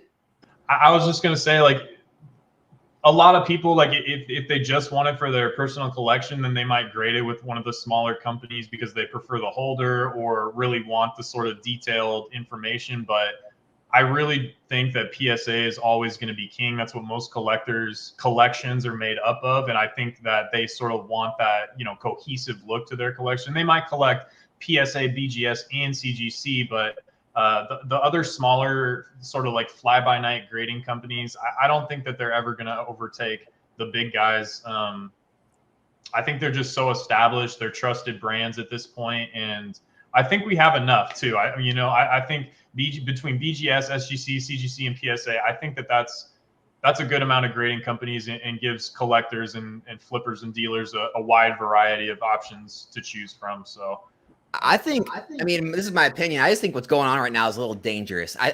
There's a lot of people in this Pokemon community, like, and not the community as a whole, but like the investor side of things, really pushing CGC lately. And I think it's dangerous because, one, if you look at the graphs, I mean, I think Steve, when we talked last time, you showed me. Were you one that showed me the graphs? I forget, but maybe it was someone else. But I mean, PSA, like the amount graded with Pokemon is night and is like you can't even put the PSA graph. Oh, it wasn't you. It was someone. I think it was a Pokemon Wonder maybe. But when you put the PSA graph, like how many Pokemon cards are graded and sold each month, you can't even put them on the same chart as like CGC, Beckett, anything else, because it would make them all look like tiny lines at the bottom. So you have to do them on separate charts so you can actually see how each one's doing. But the majority of everyone who buys Pokemon still prefers PSA. And there's a lot of push for CGC right now in this space. And the reason is because it's you can get them back a little faster so you can kind of be first to market with a slab. But the problem with that is the market just doesn't value them as high. They still value, unless you hit the black label, which is still hard. If you get anything lower, if you get, 9s and 8s and 7s, every one of those cards is going to sell less than another slab other than a PSA. And so like desirability wise, like safety wise, in my opinion, it's still best to go with PSA because even that PSA 10, it's better to get more PSA 10s than go and try to hit the home run at Beckett and you only get a few black labels and get left with a bunch of 9.5s. Your percentage, if you look at it, of getting a BGS black label is just not worth the hassle, the headache, the emotional distress. It's not worth it. I guess it depends on the card. The home runs can be substantial, right? Retro. Yeah, I would say I definitely agree with you on CGC. Like they've been doing good and I think they've been a lot stronger than a lot of people expected them to be, but I agree with you that PSA probably always will be king, especially as far as secondary market value goes. As far as the black label gamble thing, it really does just depend on the card. And at least right now, a lot of people, so because Beckett is so difficult to deal with, you have to pay up front and their bulk service takes significantly longer than PSA and CGC. Right now, a lot of the time, people will pay close to PSA 10 prices for the BGS 9.5 equivalent, depending on what the card is. So even if you're making $10 less maybe on a 9.5, in some cases, if you can sort of grade a card in volume, potentially the black label premium might work out to where even if you're making $10 less on the 9.5, $15 less on the 9.5 than you would on a PSA 10, which you would probably get if you sent those same cards to PSA. The black label and the premium that comes with their black label and then their regular 10, in some cases could potentially, net you more than sending all of those same cards to PSA. So, but it is a lot more risky for sure. What'd you just bring up here, Steve? So I'm kind of crazy, as you can tell. Right. And I did this before the baseball season started because we were prospecting with Otani because we thought he was going to break out, and he did. And I started looking at PSA, BGS, and SGC. And I got to tell you, it's kind of nuts. So this is his Topps Chrome rookie card. The amount of PSA 10s versus the total graded is nuts. And it's almost like they had such a loose grading standard. I mean, it's legitimately nuts. The percentage, 89.93% of cards graded were PSA 10s that were sent in. 9% got 9s, less than 0.5% got 8. And then you go down to SGC 10s, and while it's a lower sample size, 69% got 10s. 1.58% got their pristine. And then with Beckett, I mean, there was roughly 671 cards between the 10 black label and the 9 mint. Only 16 got a black label, 2.3%. The Aaron Judge was a lot lower. But to me, it was like, man, how is PSA retaining these values when almost everything graded was a 10 at that point? Like, to me, it's just an equation that was like scarcity. Why wouldn't you want at least a BGS 10 pristine that had a 24% chance of getting a 10 pristine? Well, and the only way to make these, you want me to remove the chart? Yeah, you can remove it. The only way to make to really get a for sure data is remove the variables. Like, you would have to grade them all with PSA, crack them all, send them all to Beckett. Well, I got a good story about that. Yeah, and that's like the only way, because a lot of the times, like I've seen it in the chat, people say things like, anything under 250, I'll send to CGC. Anything over 250 goes to PSA. It's like people will send their cards they feel are going to get 10s, or they feel are higher value. They'll send the better cards certain places and send the lesser cards other places. And so when you see higher 10 rates or higher graded rates, it can really be offset. And then Retro will talk about, every card sent in now is pre-graded pretty hard. People don't just pull it out of a pack, throw it in, and send it and say, cross my fingers. They're pre-graded so hard. So, I mean, you don't really know how, what the conditions are coming out of the packs. If people are just pre-grading so hard now, they're only sending in absolute perfect cards to PSA. Yeah, I mean, for $11, you can go buy a jeweler loop on freaking Amazon and use that. I mean, that's what we do. I mean, so the story with the crossing gone bad is, so on that chart, and I'll equate it to Judge, I think that there were 25 or 27 SGC 10 pristine judges. My buddy and I bought 5 of them. So we had roughly 22% of the market or so. He decided to take 2 of them and send them to BGS, hoping to get a black label out of one of them. Came back, both of them came back as 9.5s. So yeah, each company is very different. We were pretty surprised that they didn't at least come back 10 pristines. Yeah. Retro, what's your take on all this? What do you personally do? I would just say that, so it's tough. Like I'm not as knowledgeable on, certain aspects of the sports market, but it could be too that BGS just handles sports maybe a little more, like they're a little more picky about sports than they are with certain, like for instance, Dan, who's been in the chat, like he made a video showing that this specific promo card that recently came out has like a 20 or 25% black label rate. It's a Japanese Pokemon promo. And so like those numbers obviously are like drastically different than this Shohei Ohtani card. So it's really dependent, and I see what you're saying about like the numbers, like it's so much harder to get BGS 10, and that's why like a lot of the black labels command such a premium, because there is enough collectors who value a BGS black label at such a point to where they're willing to pay multiple premiums of the PSA 10 price to get those cards. But overall, there's just so much more demand for PSA slabs than there are for the other 2 companies, that even if the fundamentals maybe seem better, and again, like this is not a perfect science, right? Like cards get 10s that should be 9s, vice versa, all the time from all grading companies, right? So a lot of the time it's just best to buy what you think has best value. I mean, I've seen BGS black labels that are off center, right? You know what I mean? So it's just because it says black label on the label doesn't mean that it's necessarily a perfect card. It could just mean that the grader had a really good day and wanted to hook you up. Maybe you paid for a higher service level. The cards were really mint. Yeah, I got a theory about that, but I'm not going to go into it. Yeah, so it's really dependent, and potentially like on a card like the Shohei Ohtani, like maybe people on that specific card do prize the BGS 10 more than a PSA 10. But again, just overall, at least in Pokemon, there's a lot more demand for PSA than BGS and CGC. So do you play the black label game?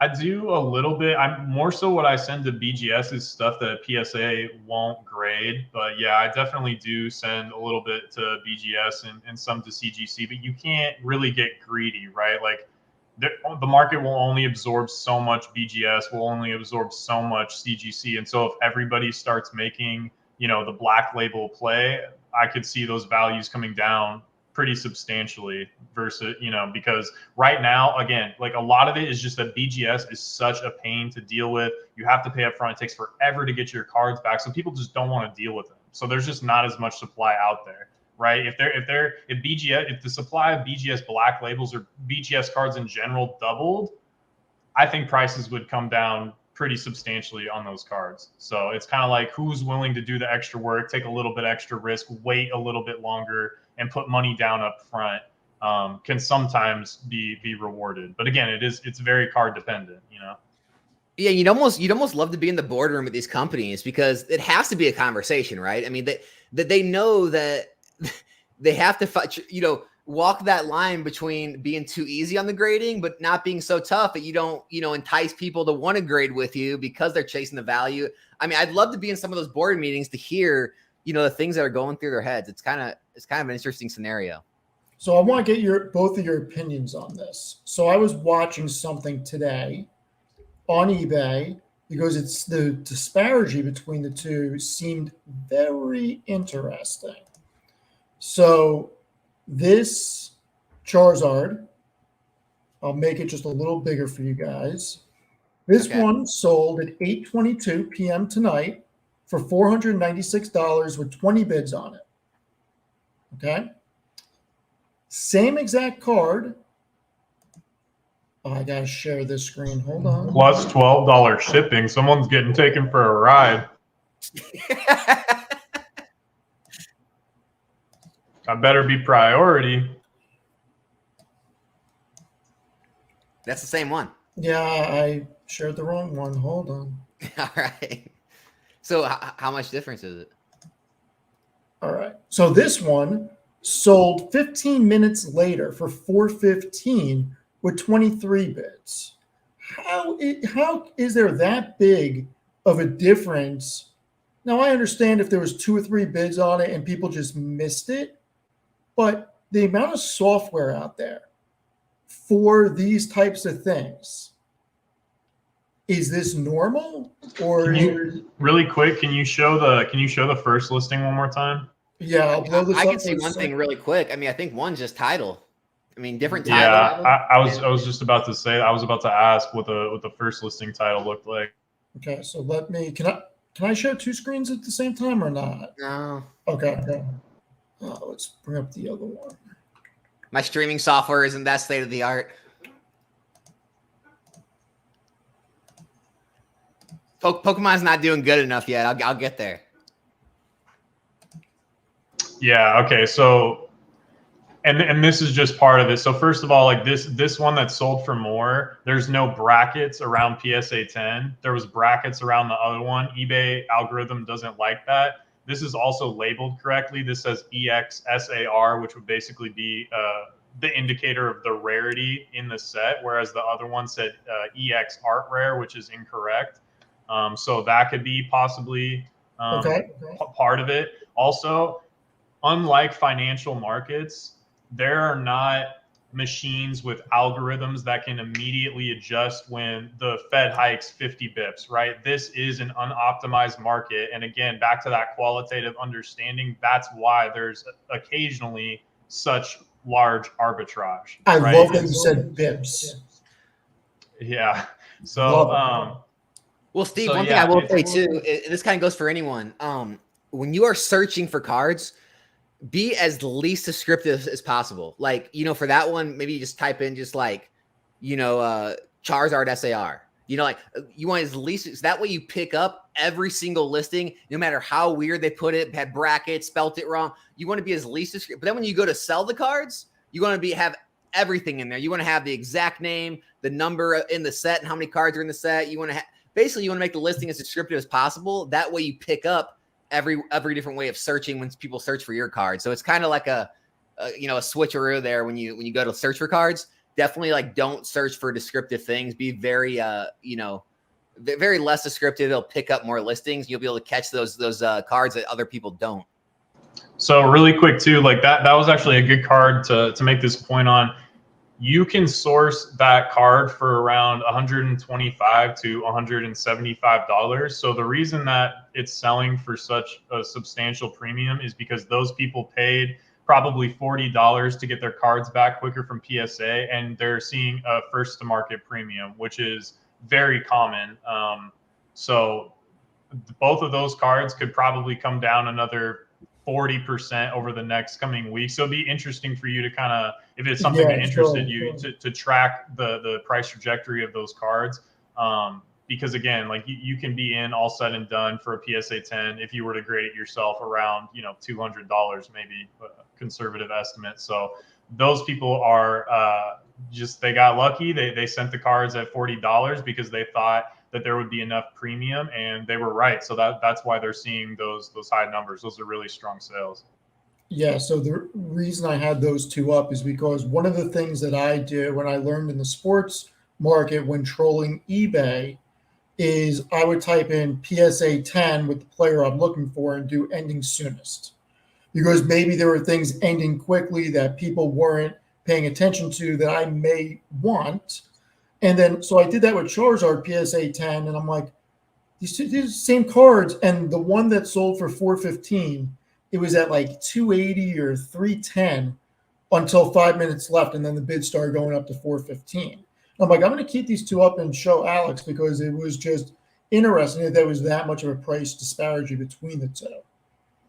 Yeah, I mean, there's so many different eBay, different optimizations, like day they end on, what time of the day your auction ends on, and if you're looking for cards right now, like vintage market and things, like are getting wrecked on auctions to where, I mean, you could literally buy a card at auction for 40% off. I love that you said that. So, yeah, Retro, I promise you, not going to get wrecked.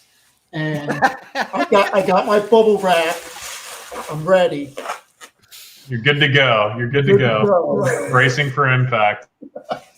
But I wanted to actually ask you guys if you wanted to take some risk. So I look at buying raw, buying a penny stock, or buying an unprofitable company. Penny stock may not be the right word because technically anything under $5 is a penny stock.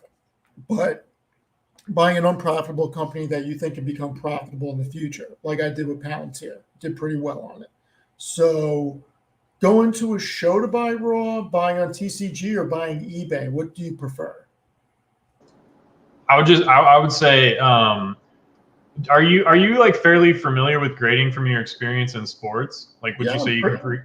I'm not an expert, but I know my way around a loop and knowing what to look for to at least enhance your chances of getting a grade that you want. Okay, well, I would say, like, if it's something that you enjoy, sourcing cards in person, cash is king. People are avoiding, fees and things like that. So you can usually get pretty good deals, and you can pre-grade in person, right? You can take the card out of the sleeve, make sure there's no surface issues. You can check the corners, centering, all that sort of stuff in person. So that's extremely valuable if that's something that you enjoy, going to shows and things like that. TCG Player, unfortunately, you're usually blind buying, as in people will just list them as a condition. You're not able to see pictures. So eBay takes maybe a little more time because you have to search through listings to find your minty copies. But, it's a trade-off, right? It's like, do you want to spend less time or do you want to be more, you know what I'm saying? So if you want to have more of a guarantee, you're going to have to spend a little more time researching and sort of like looking through listings and pictures and things like that to make sure that you can get a card that's in PSA 10 condition. So here's the second part of that. I do not recommend that. I don't recommend anything, but I certainly, if I'm not recommending something, I would not recommend ripping to grade, because ripping is normally a losing sum game. Now, when I look at expected value of some of these boxes in Pokemon, it looks a lot different than the sports card market, because the sports card market, you're really ripping to get an auto, or you're ripping to get a 1 of 25 or a 1 of 199 or parallel or something like that. With Pokemon, you're ripping to get a holo rare or reverse foil or one of those, but it's not autos and that type of stuff. And the pull rates are substantially more in your favor with Pokemon. So I started looking at expected value, and I'm like, maybe there are some boxes that I look at like buying some scratch offs, where maybe for $150 it could be worth to rip. And if you do get some pulls, send out to grade. I mean, and I know it's a losing sum game, but are there any boxes that you think could be an opportunity for that if somebody was willing to light their money on fire? Not in English, because English is really bad print quality.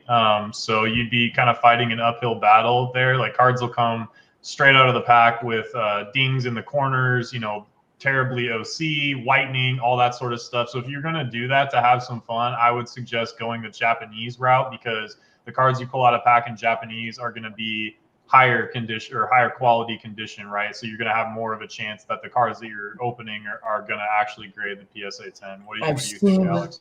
Multiple people say that. I've read that multiple places, that the print quality on the Japanese boxes is significantly better than the US.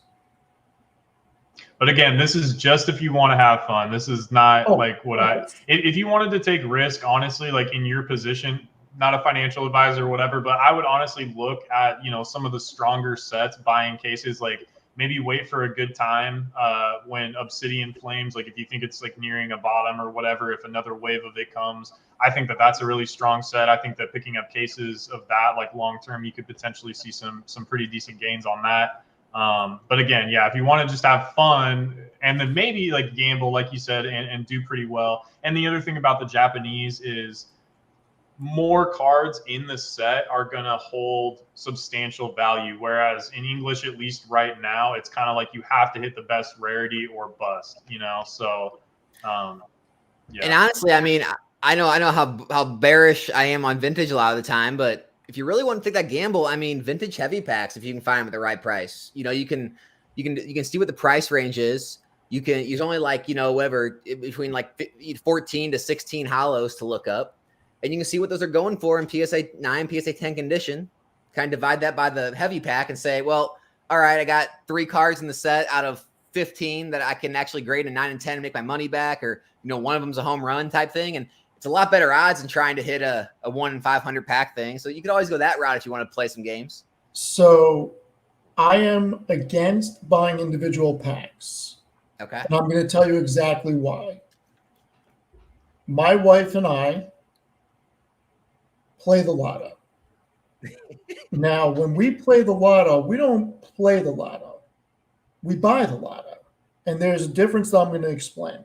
Some people buy a scratch off, or they buy 2 scratch offs. We will buy the whole roll. And the reason that we buy the whole roll is because we are buying every winner, so we are not drawing dead. And after doing this, we'll do it once every month or once every 2 months. After doing it for a substantial amount of time, I have seen that you go 10 or 15 cards without a winner, and you draw dead so much that I'm like, you know what? It really wasn't, because we were buying 1 or 2 scratch offs at a time, and it'd be loser. I'm like, fuck, let's just fucking buy it all.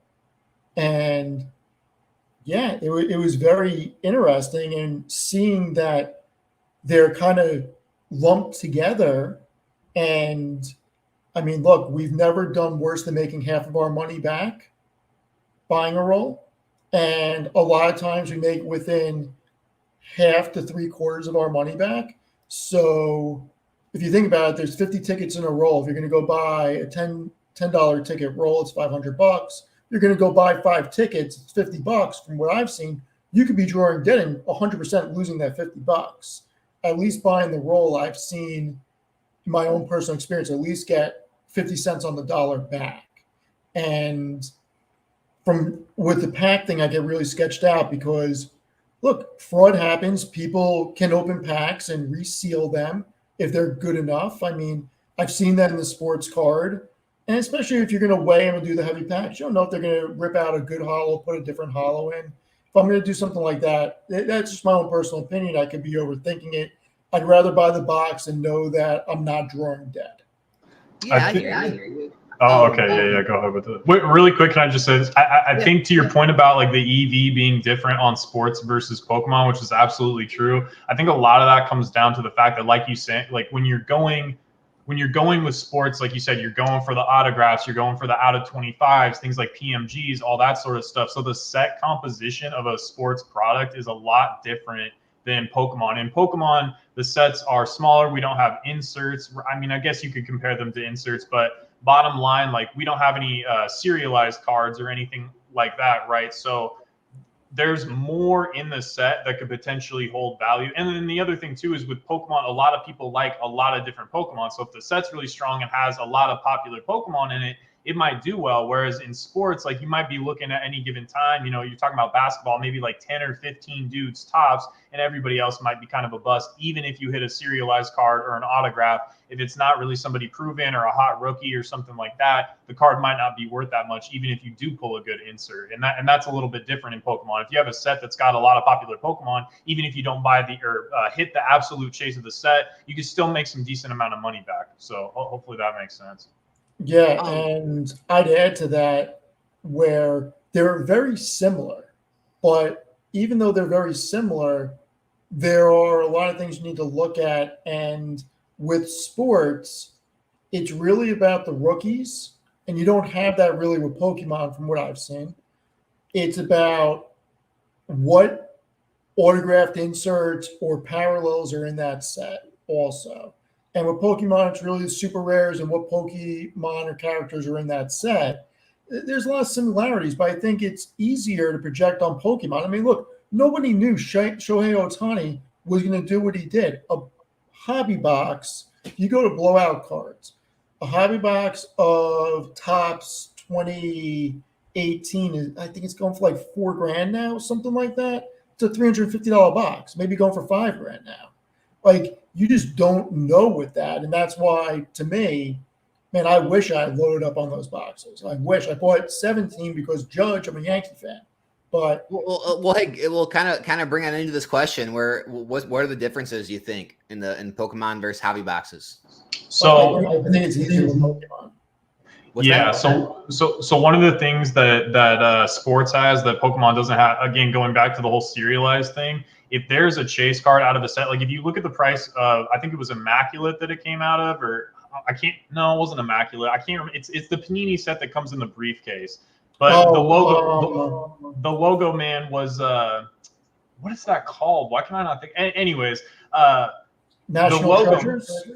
It might have been. I'm not sure, but anyways, the logo man was like the hit, right? And if you look at the prices of that product, it was going up and up and up because there was all these bounties out for the logo man and things like that. So when that card was pulled, the value of that sealed product went down because people knew, okay, I don't have a chance at this big card anymore. That doesn't happen in Pokemon. Same thing with Magic, right? If you look at what just happened with the 1-in-1 ring in Magic, the prices of those boxes were going up and up and up. And they're still fairly strong, but after the 1-in-1 ring got pulled, so people knew that they couldn't potentially pull this like $2 million card anymore, the value of the boxes went down. We don't have that in Pokemon. Even if you pull the highest rarity in the set, there's always going to be another one out there for people to open. You know what I'm saying? So there is no 1-of-1s so to this person's point about the difference between that and sports. And again, like in sports, like if it's not a hot rookie year, even if the product is eaten up over time, it might not do as well. And that doesn't really happen as much in Pokemon. So, and I'm going to add two things on that. With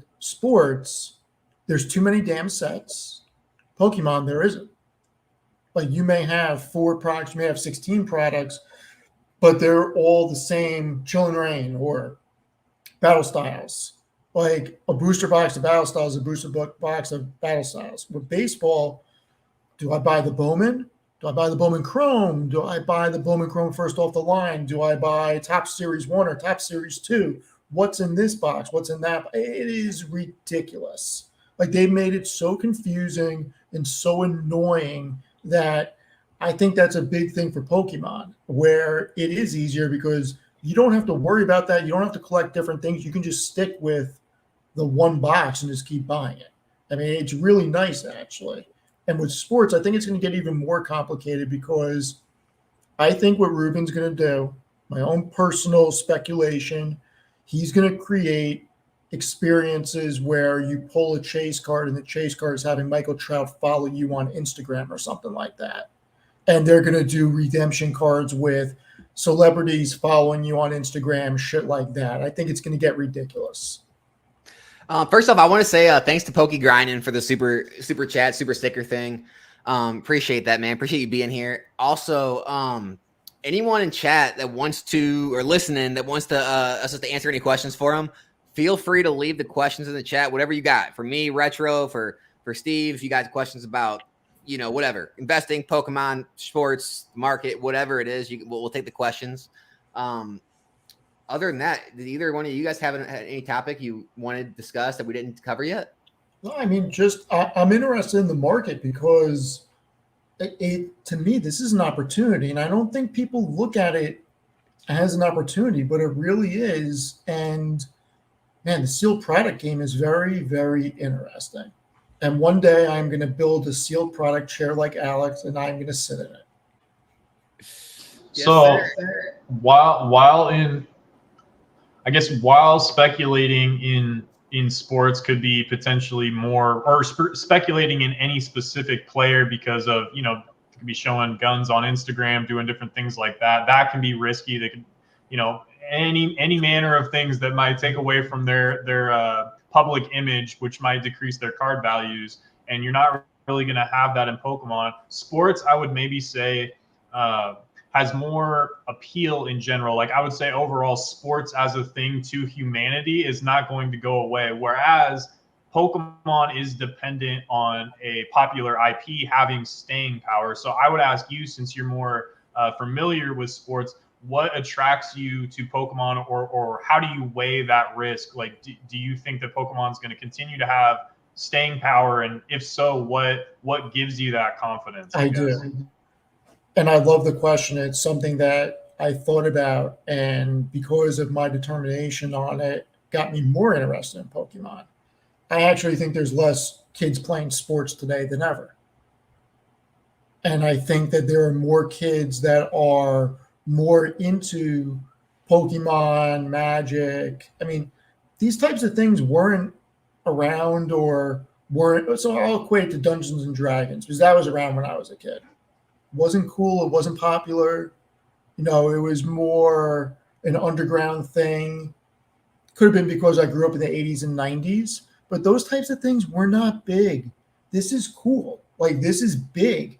Pokemon's in 17 different languages. So there are only two sports that can rival this: soccer, because it's universal, and fighting, because it's universal. MMA are three sports. MMA and boxing, I shouldn't have said fighting, because they're universal. You don't need a commentator. You don't need to understand it.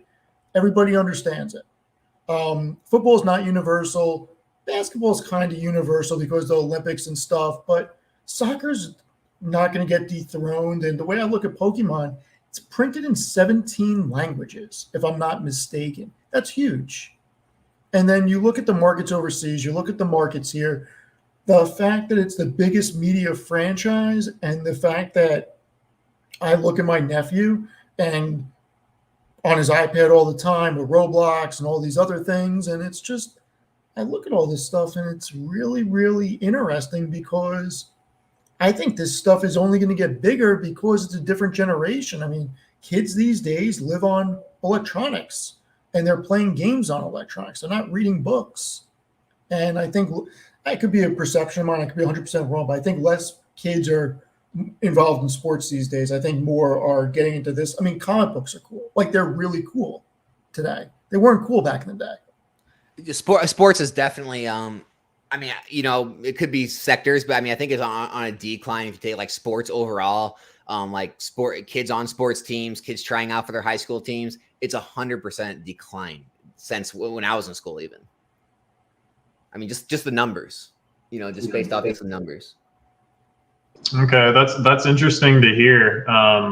I wonder if it's also like more prohibitive, like if it's more expensive maybe to be on a team now, or if there may be like still programs for people to have access to that, or if, like you said, it's just interest is drifting away. People aren't doing that as much.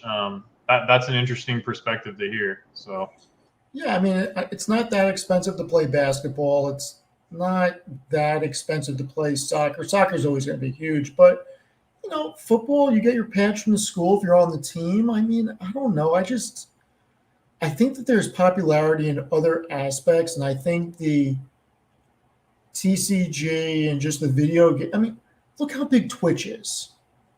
Just really think about how big Twitch is, how big YouTube is.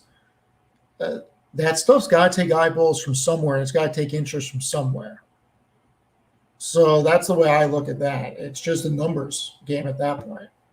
Do you, or really quick, I would say, but we could take that question too, but things boomed, right, in all card hobbies over the course of the pandemic. And it was a massive boom for Pokemon in particular. Do you think that consistent organic sort of slow growth is what's going to be most likely to happen, or is there something in your head that could potentially be a catalyst for maybe not as quite drastic of a boom, but like does anything stick out to you as something that could potentially create even more of an influx than the pandemic did? Michael Rubin. Okay. I mean, no, serious. Michael Rubin, the guy's a beast. I said it before. He's a savage. And I think we're going to see, looking back, the pandemic was a springboard because the pandemic got everybody back into this stuff. And Michael Rubin's goal is to 10x the sports card hobby. And I mean, look, I took my other nephew to Comic-Con 7 or 8 years ago at the Javits Center in New York City. I got pictures from it. I'll pull one up while I'm talking. It's in my Google Drive. It was unfreaking believable. I mean, unbelievable. When I say unbelievable, the amount of fucking people at the Javits Center. Have either of you gone to Comic-Con? Been to Collecticon, no Comic-Cons.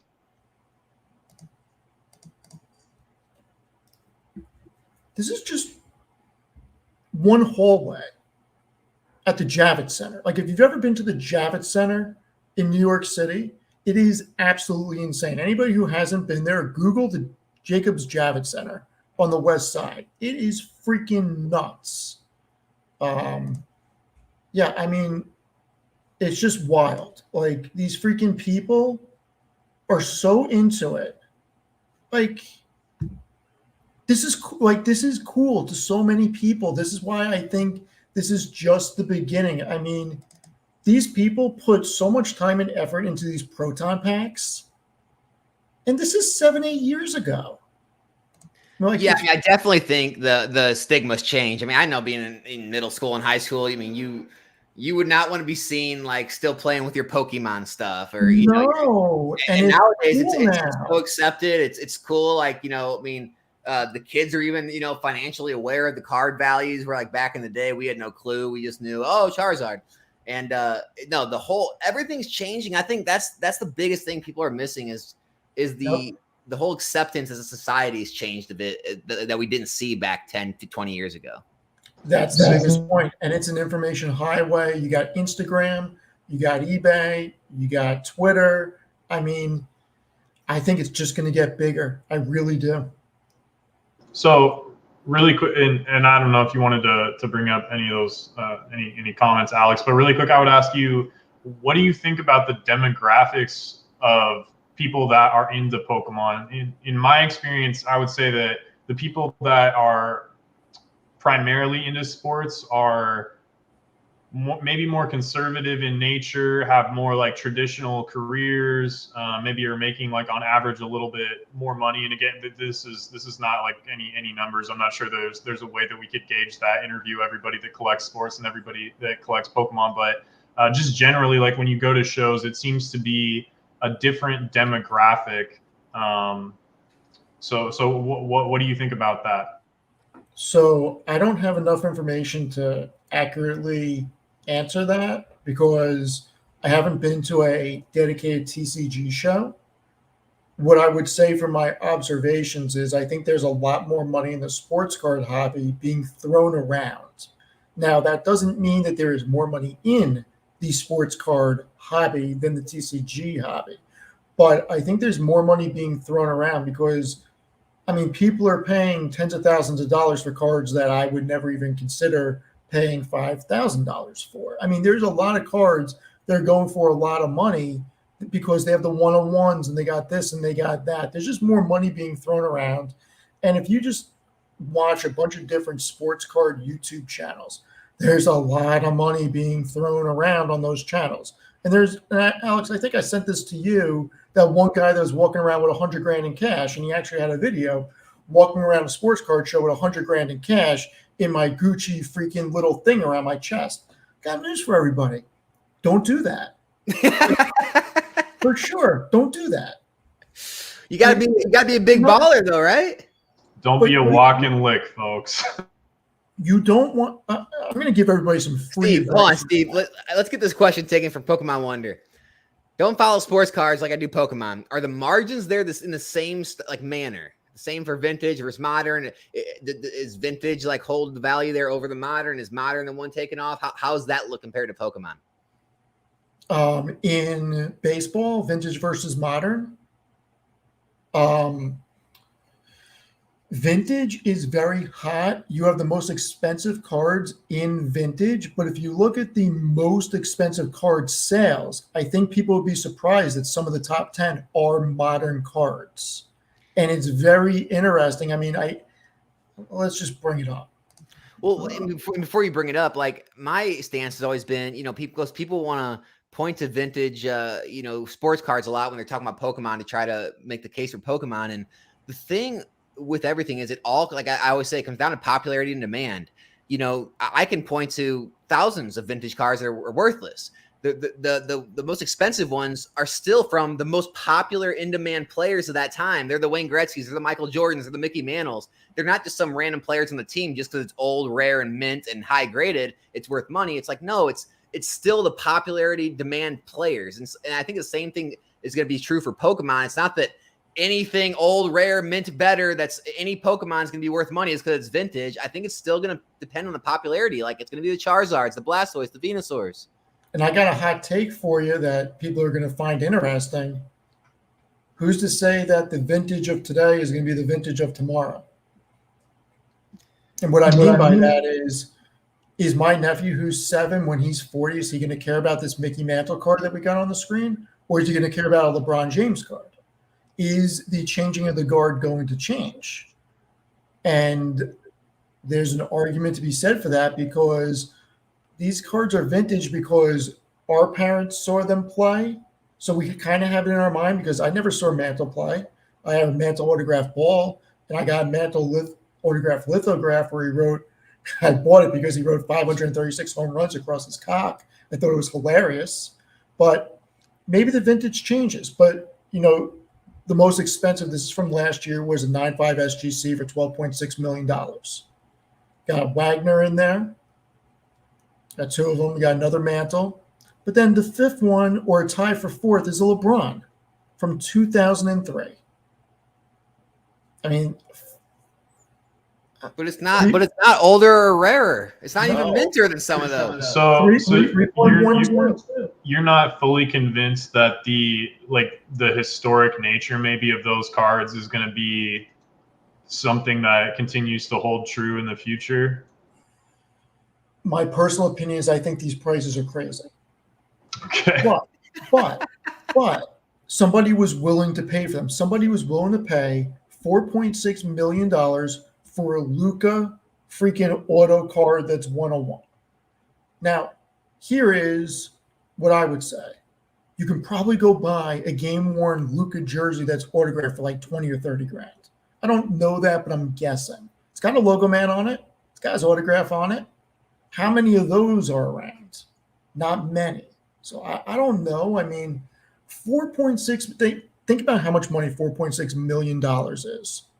For a Luka, probably a 101. I mean, that's so do you think the Mantle is the better buy then? Like, even though you think the prices are a little nuts, if you had to spend on one, would you prefer the Mantle as like an investment piece to the Luka? I don't know, because it's a tough question. I can see the changing of the guard, and people our age and then the younger generation knowing LeBron or Luka and having no idea who Mickey Mantle is. And maybe there is no market for Mickey Mantle in 50 years. Who knows? Or maybe there is. And, that's one of those things. I wish I had Back to the Future, could go get an almanac and bet on every sports game. So you don't necessarily think that the success of the Mantle card is tied to the success of baseball cards in general? Like, you don't think it's so important, the historic nature of what the Mantle card means to the baseball card hobby, that it's always going to hold value in the future? I think it's always going to hold value because of how much money people are paying for them. But look at a Ken Griffey Jr. 89 Upper Deck card. That is the card of a generation. It's not worth anything. You go buy a PSA 10 for $1,500. That is the card of a generation. Like, that was the card that changed the baseball card collecting hobby. That was the set that changed the hobby. And it's Griffey. I mean, that was the player of a generation. You look at the Trout rookie of 2011. That's another card of a generation. I don't think you're ever going to see those cards. And look, okay, yes, people were not putting these cards in their bicycle spokes, and there's a whole reason why the 52 mantle and these older cards, one, it's age, disintegration, quality control. People put them in their bike spokes and ruined them. There's not a lot of them, so there's a scarcity. But again, where's every other card in those sets? Yeah, exactly. I don't know. I wish I had the answer. Mantle had popularity. It wasn't a Chansey, right? It wasn't Muck. It wasn't all these random Pokemon, like in all these areas where people point to like pop reports and rarity and scarcity, and it's only got 5 in existence. Like, well, guess what? It's got 0 buyers, so it could have 1 in existence. No one cares. And that's where I always look for is like, you look at that top 10 list. It's like, yeah, you got Mantle, you got Honus Wagner, you got Wayne Gretzky, and then you start having modern players. It's like, people point to sports cards, but what are they pointing to? They're not pointing to the whole vintage as a whole. They're pointing to like few specific cards. And then if you look at like the top 100, top 1,000, it's filled with all modern. It's all modern. And people aren't getting that when they're looking at Pokemon. They think, this Pokemon vintage is going to be the same as sports. Okay, if it's going to be the same as sports, then you're agreeing that it's not going to have anything to do with vintage, because sports doesn't. There'll be the few things. There'll be the Pikachu Illustrator, the first edition base Charizard, maybe some Japanese trophies, but then the rest of the list is going to be filled out with modern if it follows sports. And here's the other thing about vintage. A lot of people are starting to make the arguments about how good were those players really? Like, how good was Babe Ruth really? Because of the level of competition back then. And there's an argument that's being made that competition was that if you put those players in today's era, they wouldn't perform half as well. And Mantle probably would, because the guy was a stallion. But a lot of the people probably wouldn't. I mean, could some of those players perform? Yeah, but most of them probably wouldn't. It's just a different game. Well, it's just like how optimized everything is, and just like, oh my God, the training you go through, that everyone's diet's so on point. I mean, just like everything we know about nutrition, everything we know about training, it's a different level of that. It's not that those players may not have the same skill and they couldn't have built their bodies and their talent to that level. It's just they didn't have the same things we have today. No, but think about it. If you're not playing against the amount of teams and the caliber of people now, how can you have the same skill? I mean, how many teams were there in baseball when it started? 12 teams? Something like that. There's 28 teams now. I mean, you can look. I fought. If you can look back at the UFC, if you go look at UFC 1 through 20, perfect and you compare the fighters now. I mean, a top 40 fighter could be a champion back then. I mean, look, I would say Royce Gracie, who is on Mount Rushmore. If you follow MMA, like, you can't have MMA without Royce Gracie. You just can't do it. Right? Does he beat a George St. Pierre? Maybe 2 out of 10 times. Well, he came back, and I know he was a little older, but he tried to fight Matt Hughes and got, absolutely destroyed. But I'm like, in their prime, like, you put him against a Khabib or a GSP or even a Hughes. I mean, maybe he wins 2 out of 10 times. It's truly mixed martial arts, whereas back then it was style versus style. It was more blood sport back then, not MMA. Because it was truly boxing versus karate, karate versus BJJ, BJJ versus wrestling. Now you need to know everything. In some ways, it was more entertaining. I love the old fights. They're phenomenal. Sorry. Go ahead. Go. I was just going to say, like, I definitely agree with you, Alex. I think that a lot of the time people place a little too much emphasis on the pop reports and not enough emphasis on the popularity of, like you said, the specific Pokemon. I think the whales want the best. Like, people that have the money to spend are always going to want the best. They're always going to want the top of the sets. And I think that's why even in other hobbies like comics, like, you see the money gravitate, even if the cards are already expensive and people might think they're overvalued. That's where the money gravitates, right? Like comic books, same sort of thing, right? Like an issue or a specific story arc might have like 300 issues. I'm gonna go grab something. I'll be right back. Okay, but only like, you know, one of that entire run might actually be worth something, right? It's hyper focused on, you know, the first appearance of Wolverine or Spider-Man or a big character or a big fight or something, right? Like that, right? It's not all the comics just because they're old and in good condition have value. Even if it has Spider-Man on the cover, it might not, you know, always have value. So I definitely agree with you on that. When it comes to sports, I think certain things are going to matter. Like I think historical nature will matter, especially things like Jackie Robinson, right? Where like that, you know, breaking the color barrier. I think things like that will age really well because that's important to not only baseball, but just humanity in general and society at that time. I really see that as like that historical nature could matter, but you're totally right that you look at most of what people are focused on and it is modern, similar to the way it is in Pokemon. So except like like you said, the tier 1 stuff. It's like the tier 1 stuff. I mean, the hundreds of thousands, millions of dollars. Those are always going to be there. Like whales. I mean, just like, you know, Steve. It's just like people that come into Pokemon and they're looking for alternative assets, sort of like Patrick Bet-David with sports. They're going to just do what Logan Paul did. They're going to go find the absolute most rarest, hard to find, expensive ones, and they're going to find a way to buy it and make offers on it. And that's how it's always going to be. But like then you get down to like the tier 2, tier 3 stuff and try digging through the sets. Man, you got to find people who are really, really about the hobby to go find a lot of those cards.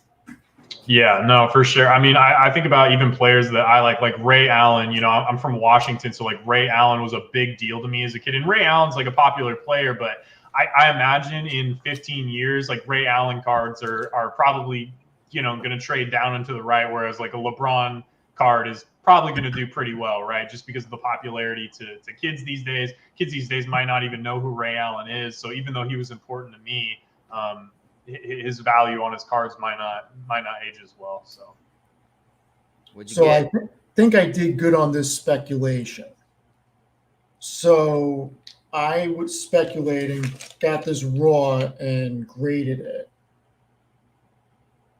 No idea what I'm looking at. Retro May. So, and here's why I did it. So it's a Fantastic Four issue 52. It's the first appearance of Black Panther. Reason I did it is because Marvel's remaking Fantastic Four. And I think, if I'm not mistaken, there's going to be another Black Panther coming out at some point. So I'm like, maybe not a bad idea. So I'm up pretty good on it. It got a 6. I mean, I could probably move it for $11.50 or so right now. I did get an offer at the shop.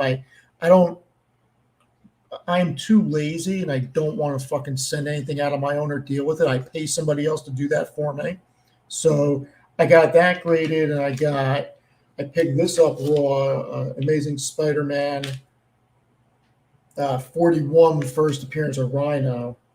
Same thing, and had them graded, sent out, well worth the experience. I had them pressed and everything, and I'm into like those types of spec plays because how many of those are there really out there?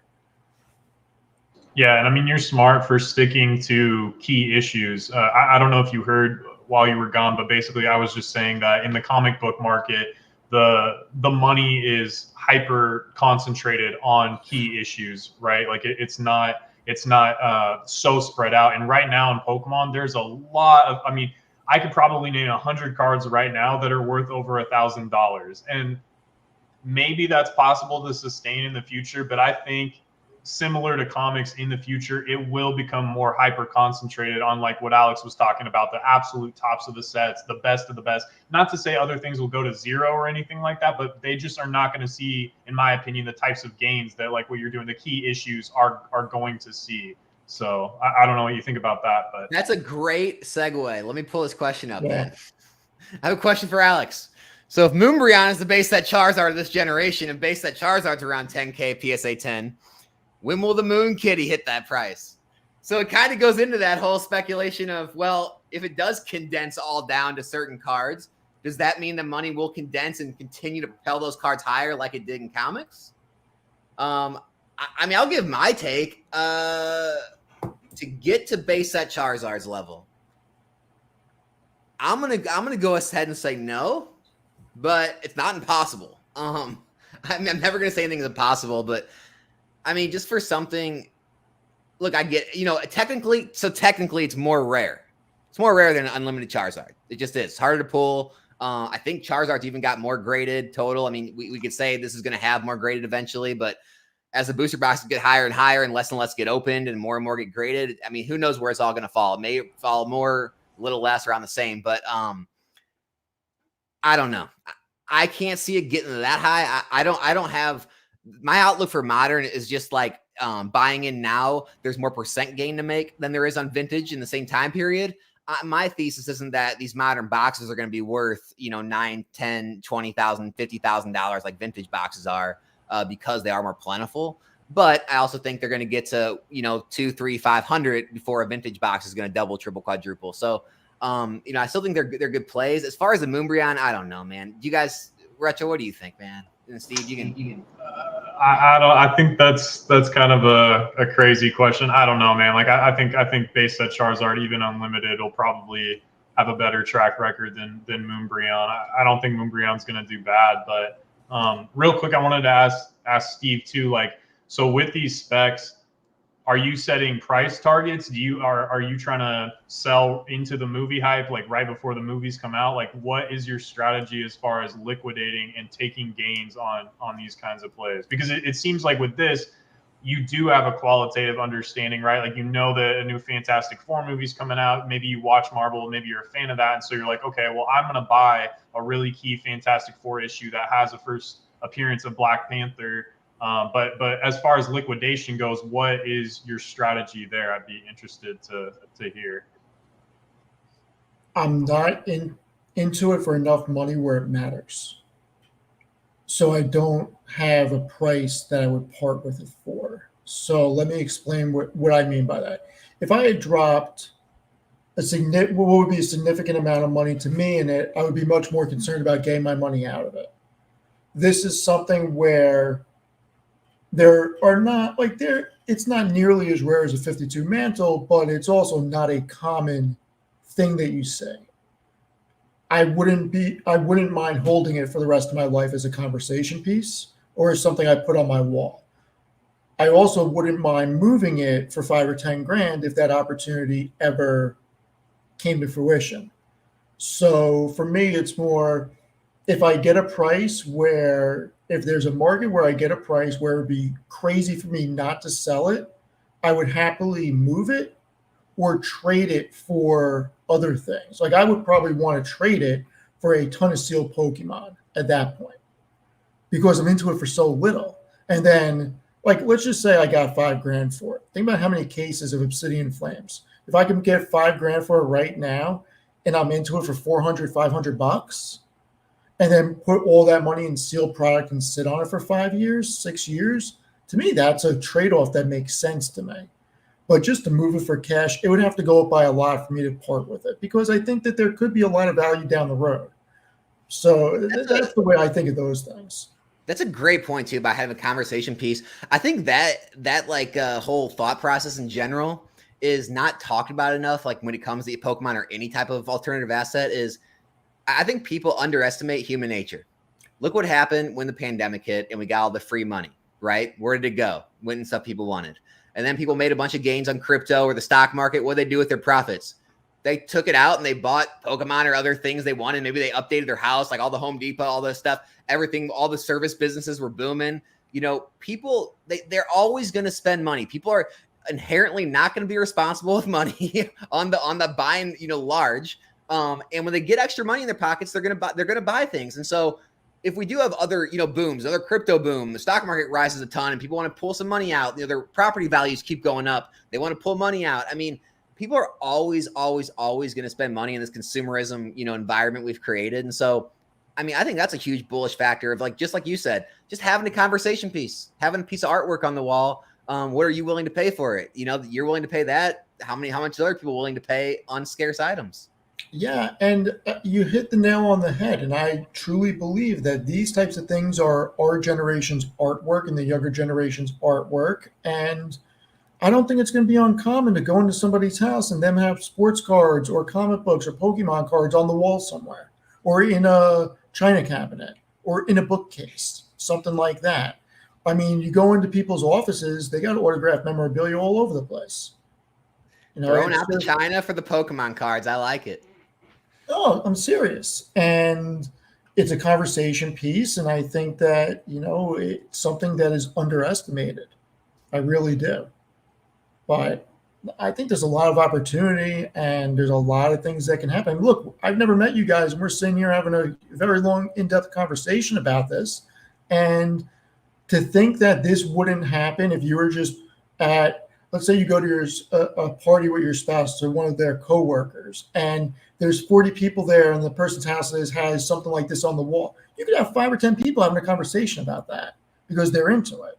Like, I just think that there's such an untapped market for this that is going to mature as it evolves. And I think it's going to get bigger and bigger. And to me, that's where the opportunity is. And I think for somebody like Retro, there's a huge opportunity with buying and flipping because he really understands that market. But there's also a market for sealed for a simple fact that people are still going to buy to rip. And the thing that I like about sealed is it's dummy proof to an extent.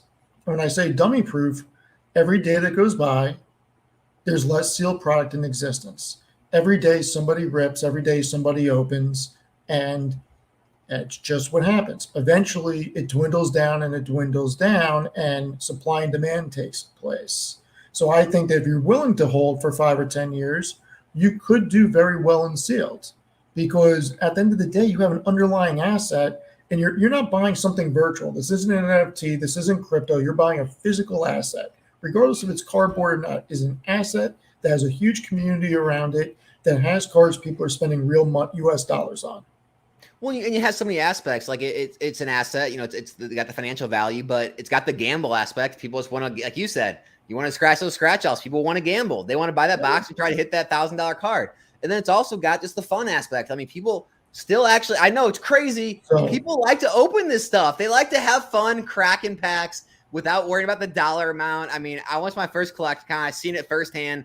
People just like to open packs and they don't care. I think you partook in some of that too, right? Heck yeah, man. With the scratch off, it's an educated guess because I go to the New York State Lotto site and I look at which games have winners. I never buy a set that does not have at least 3 or 4 number 1 prize winner and at least 50 number 2s. Like, I do a lot of math crunching on it. What's your biggest hit? So this is funny. So on one roll, we've never made our money back, but on one roll, we came within like $30. I bought my wife 1 scratch off for her birthday and put it in her card. She won $2,500 on it. Yet we've never freaking broken even on a roll before. That's incredible. It's crazy. Incredible. Crazy luck. But oh man, yeah, this is super interesting. I think this market's going to keep going, and the sealed products really, the numbers suggest there's something there. And I think that to grow a market, you need more people coming in, and to get that, you need people to have a better understanding and not look at this as something that's taboo.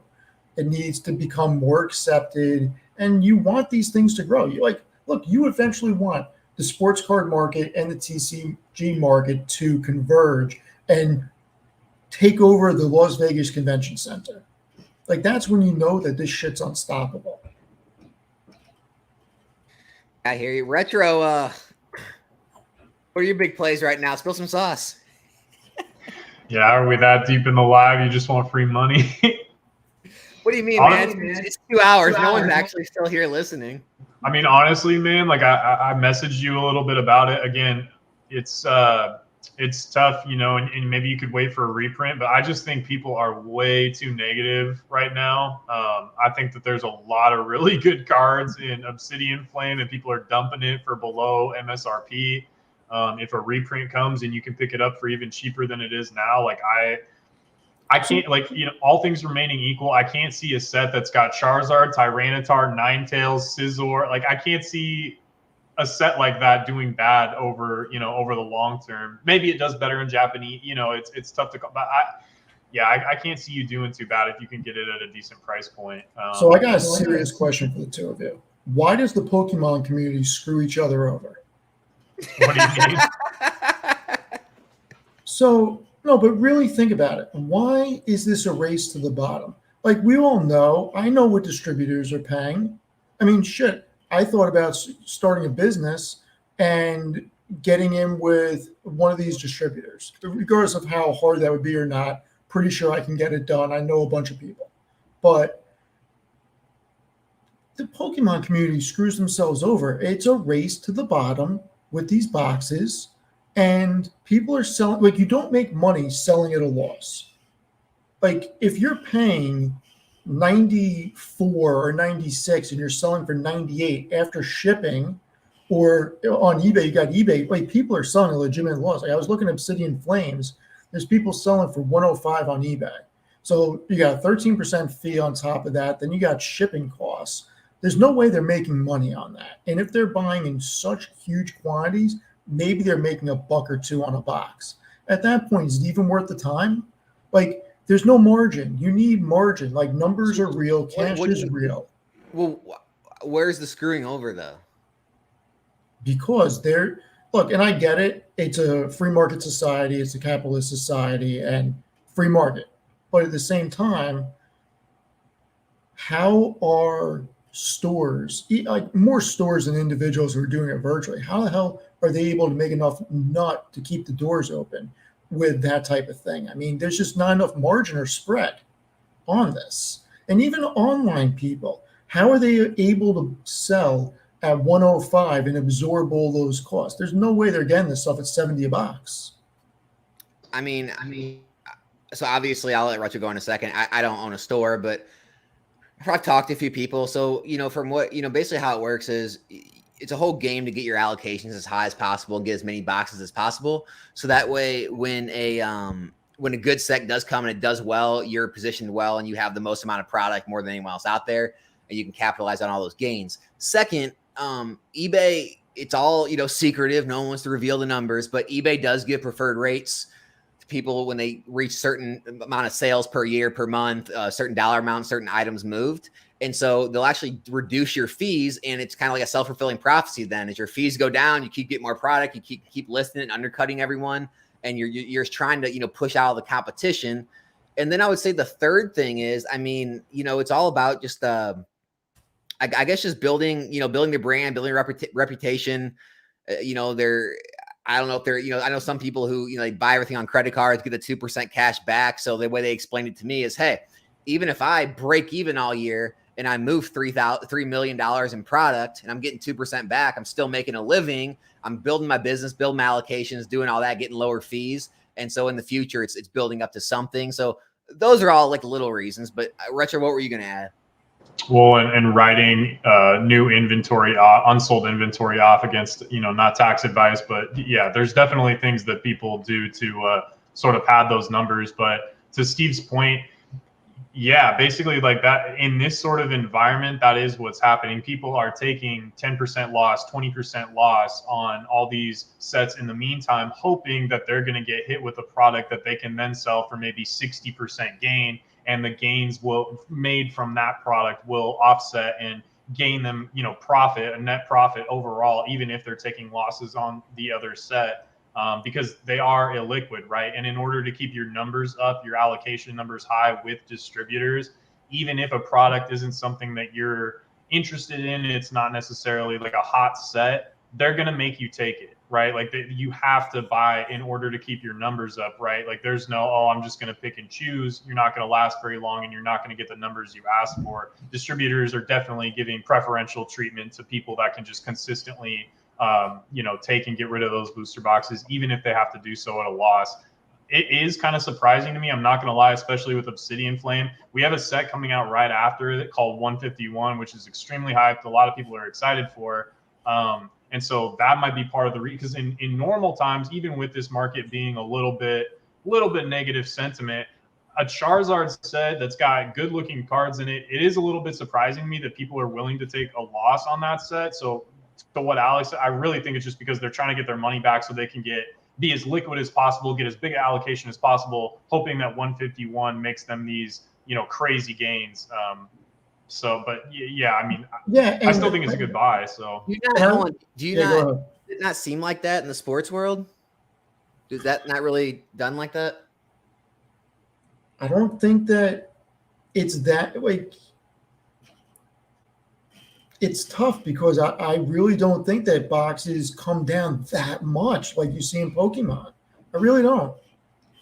Yeah, and I guess what about like I guess the cards don't either, probably because they're all serialized now. So I think it's different because how low can you really go on baseball when you got 5 autos in a box or 3 autos in a box, that type of thing? I think it's a lot different, and it's just really weird because you're talking about waiting to try to make that 60% on a set or whatever.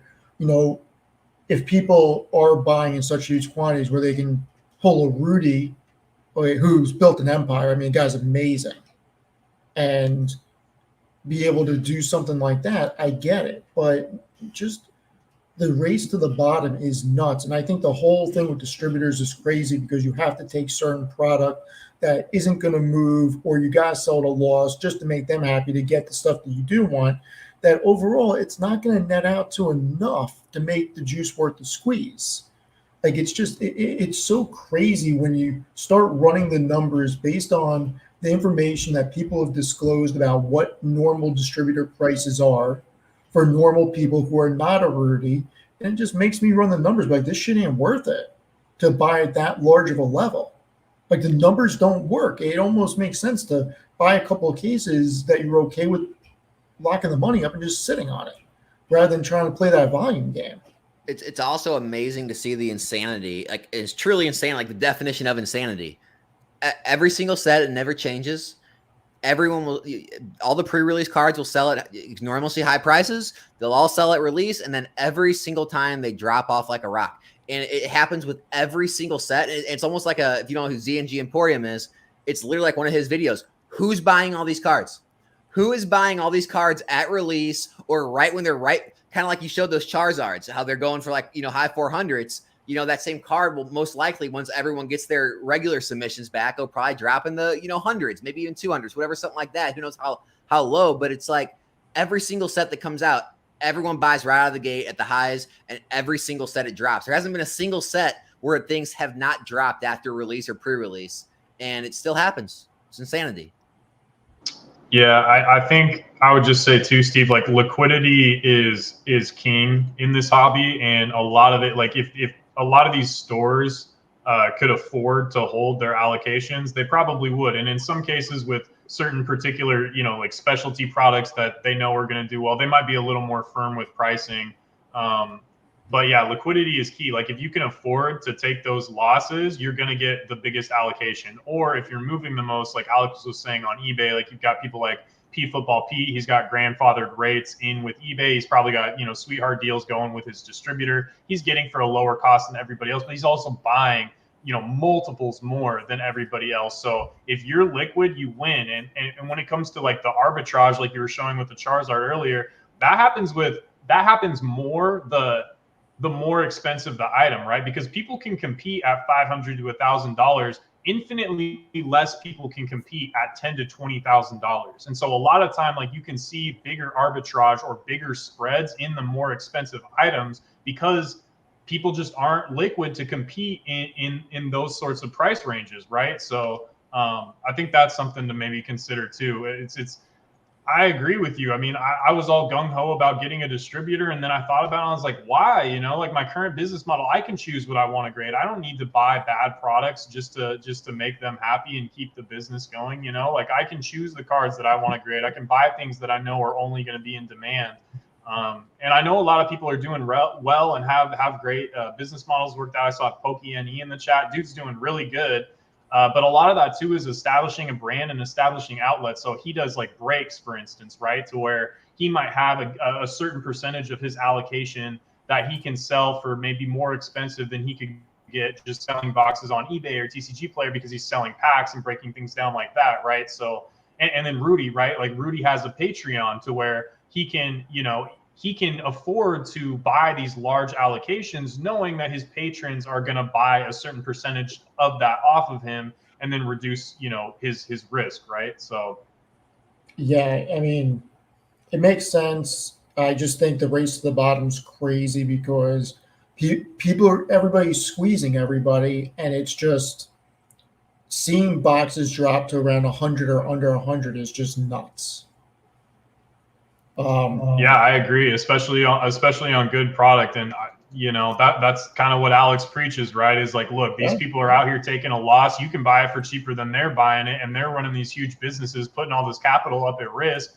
I mean, just 3 weeks ago, 3 weeks ago, you could buy cases with the eBay 15%. You could buy cases for like $510. They're taking substantial losses selling cases at $510, and so you, as a liquid investor, speculator, whatever you want to call it, can potentially capitalize on that, right? Like their loss, your gain type deal. So yeah, and that's the type of stuff that I love looking at. And I was getting interested in Japan, so I watched a couple of videos. And I don't know how solid it is, but the whole freight forwarding methodology, where they are setting up an address in Japan and then basically having that forwarded to their home address or a PO box to buy directly from Pokemon Japan.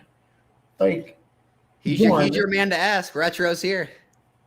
I mean, I'm not going to ask. I'm just make a statement that's just like, it is crazy that with the way the technology is, they are not cracking down on that.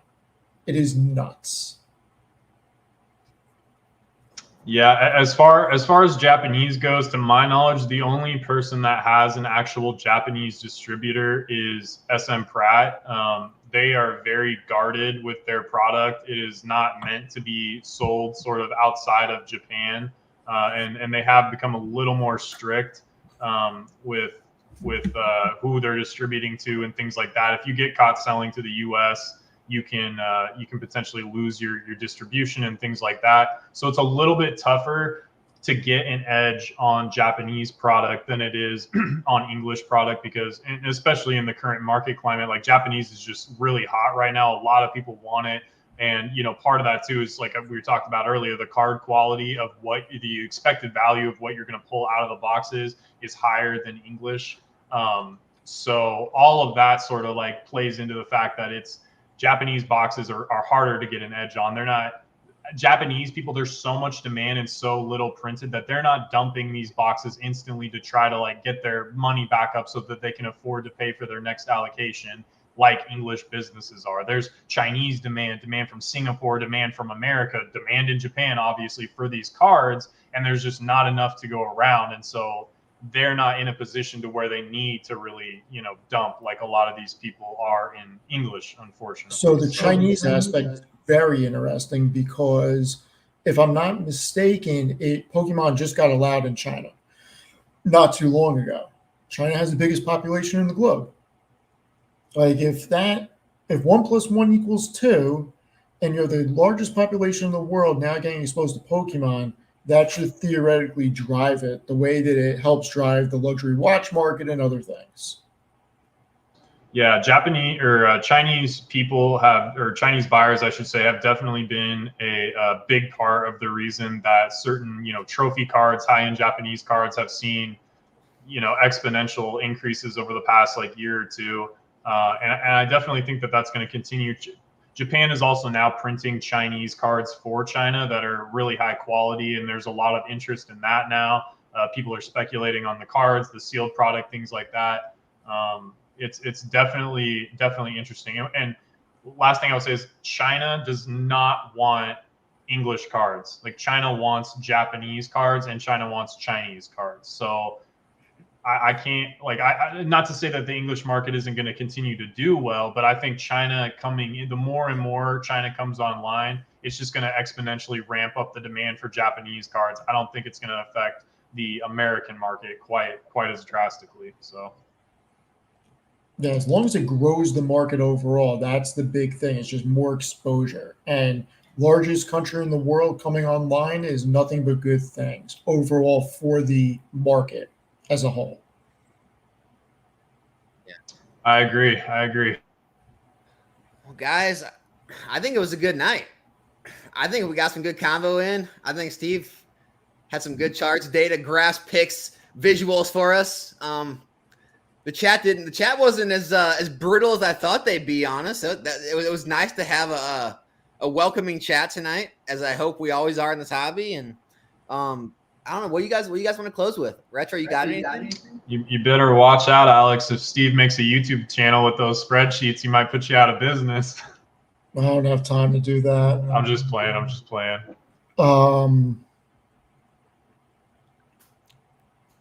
I may buy a Charizard base.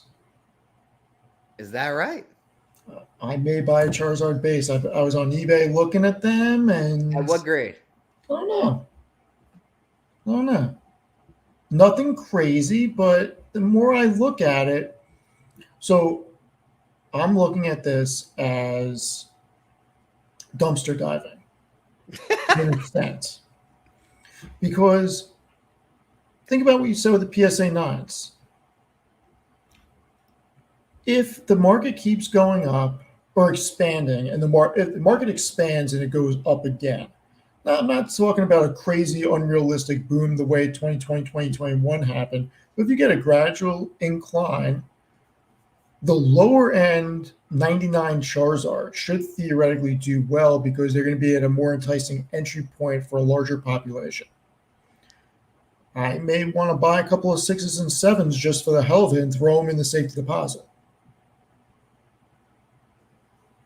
I would say, I know Alex isn't really a fan, but there's a channel called Reserved Investments, and he talks about something called optimal collecting grade, and has used like different rare coins as an example, saying that like the highest grade is so many multiples more than the second highest grade that it's actually a better potential investment to buy the second highest grade. So I would just say in general, like if you have a flat budget that you're going to spend, obviously like do your research, see if you can find it on different platforms, see if you can maybe work out a private deal at a show or just reach out to people and see if they have it available. But, I would say it's better to have one. This is just my opinion. I could be completely wrong, but I would personally rather have 1 9 than like 5 6s and 7s, just because I think over the course of time, even if the 9 is already so expensive, more money is going to gravitate towards the 9s and the 10s than potentially the lower grades. But I could be way wrong on that, because going back to the optimal collecting grade point, the 6s and 7s could be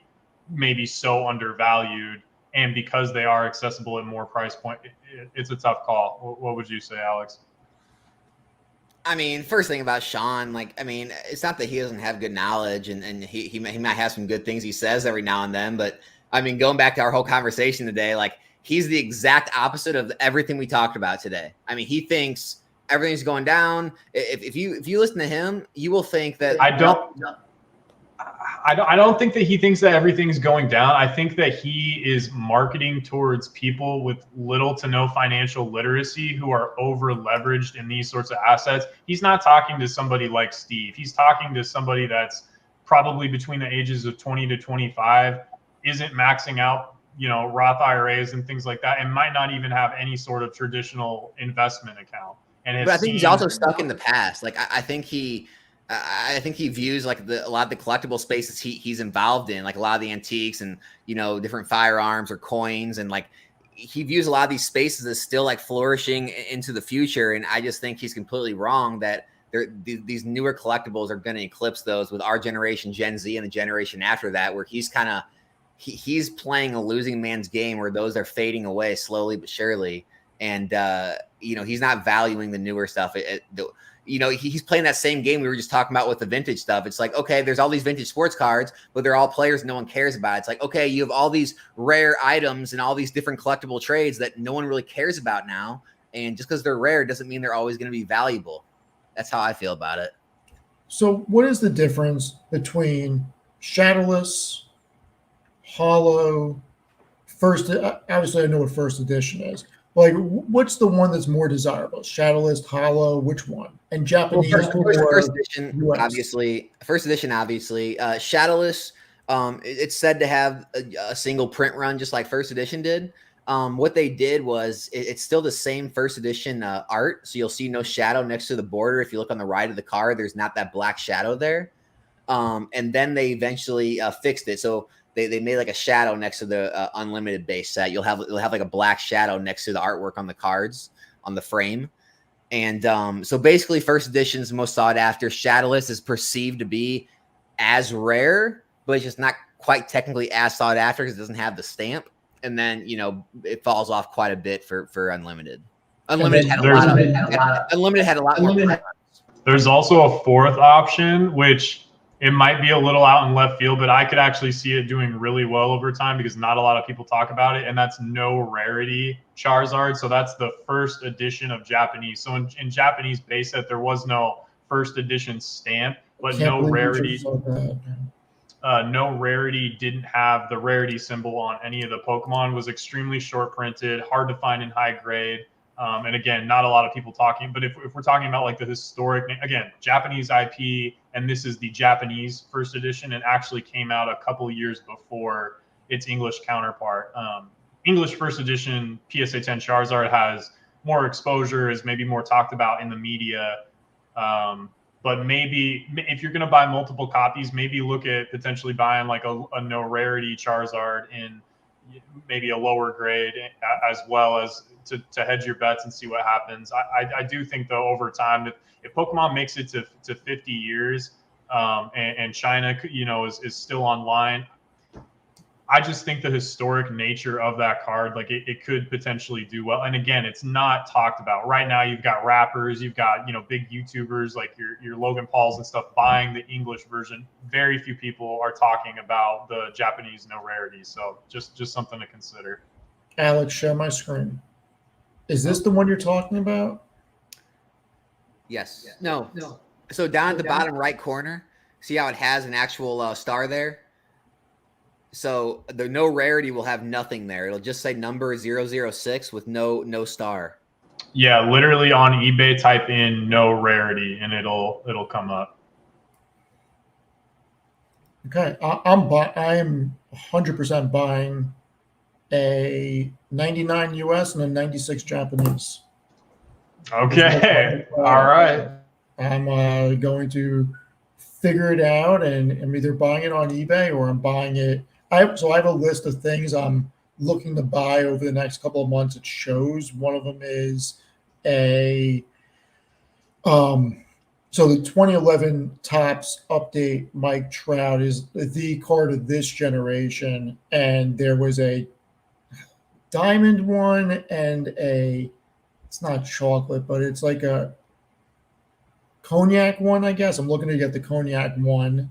It's like the Walmart border versus the Target border type thing with sports cards. Like they have different ones for different sets. There was like a diamond 25th anniversary and a cognac one. I'm looking to get the cognac one, and then there's a couple other cards I'm looking. I'm gonna put these on my list to try to find, because the Westchester show near me has 500 tables, so I am sure they're gonna have a ton of Pokemon there. And the Hofstra show that's in October has 400 tables. So between one of those shows, pretty sure I can find one of these cards and work a deal offline. Yeah, absolutely. eBay fees on some of those bigger cards can get pretty hefty. So if you can make a deal in person, you could probably get a much better price point. Yeah, and I'm going to put this out there. When I go to the shows, I go with like 5 or 10 people, and some of them do have military training. So have fun. That's all I'm going to say is have fun. Don't mess with Steve, I think you were talking about the deep pockets they all had. Have fun. Do not mess with Steve, folks. Like, I'm not like that. I'm not, and probably I'm only bringing a grand or two with me, and I'm making a deal, and I'm going to go to a shop and pick it up afterwards. Like, I'm not that person that's going to go to a show with 10 or 20 grand. That's just not happening. Like, I'm going to go there with a grand or two, and I'm going to say to them, we can either PayPal, or you have a shop or a local shop that's between us. I'll meet you there. We'll do the deal there. Like, no, I'm not walking around a show with anything. Like, that's, some of these people are nuts. And that's another thing. How do these shows not have crazy security? With the amount of money that's in there, like, that's something that I really think people need to think about, is how is there not crazy security? Just at the Hofstra show, there's the amount of money that's cash that's in there is crazy. Not only that, just how nonchalant everyone is with their inventory. I mean, they're handing out slabs like, oh yeah, here, take a look at it. Oh yeah, here, look at my cards. Oh, I'll just leave it. It's that was the most mind-blowing thing to me at my first Collecticon, was how loose everyone is with their inventory. They got 5-10 different people around their table. They're giving out cards to be seen. I mean, I'm looking around like 5 of these people could walk away with that card. This guy wouldn't know for the next 10-15 minutes. That guy would be gone. It's so crazy. Thoughts of wisdom here. If you're a seller, only have stuff in glass cases that you physically have to open from the back up. Never have something that you can have to open from the front forward, back up. That way nobody can stick their hands in. Don't have stuff in regular boxes. If you're a buyer walking around, don't wear a watch. Just don't do it. If you're wearing a book bag, wear it in the front. Like, be smart about it. Just be smart. Don't put yourself in a position where you're a target. That's the biggest thing. Like, unfortunately, we live in a world where it is not a kind world. And these people that are on YouTube showing themselves walking around with 100 grand are stupid. They are stupid. Go ahead. Retro, have you had any issues like vending, or anyone that's had big issues with like shrinkage of their inventory at conventions? Or so unfortunately, personally no, but at Dallas Fort Worth Collecticon, someone in our section apparently got like a fairly expensive Dragon Ball Z box stolen from them, and I heard about other pretty expensive items that were stolen. And to be honest, like, even I was expecting a lot more security because it's Dallas Fort Worth. Like, I would have expected a lot more police presence. There was maybe 1 or 2 security guards, officers, not entirely sure what their title was, walking around this massive convention. Like, it did not feel, and people put a lot of trust. So like, just to put it into perspective, Josh and I got there because vendors get there 2 hours before general admission. VIP gets in an hour before general admission, and so on and so forth. We walked in day 2, and people had their entire booths like of Funko Pops and art and things that are difficult to take down and take home with you, especially if you're traveling from out of state and don't really have room for these big things in your hotel room. They just left product out. And if we were like dishonest people, we could have just you could have just walked in there, started putting a bunch of stuff in your briefcase or in your suitcase and just walked out. And you want to think, okay, we're all here trying to do the right thing, trying to do good, honest business and not be worried about that. But that's just not the world we live in, unfortunately. And so I would just, tell people, better safe than sorry, right? And if you're going to vend, try to vend with people that you trust, right? Like, we have a Collecticon planning Discord where everybody kind of like knows each other, so we can feel comfortable if we need to go to the bathroom or something like that. The person next to us is trustworthy. We know them, and they're going to be willing to watch our table. And then we always have cases. Collecticon allows you to rent cases. Like Steve said, you can open them towards you so that you don't really have the risk there. But dude, people were walking past tables, taking binders off. Apparently some expensive booster box got taken. So yeah, people got to be safe. Even if it's a Collecticon, people are like, oh, it's supposed to be fun. It's these things are worth money, and people that are looking to, misbehave and steal from you, like they're going to find a way to do it. So.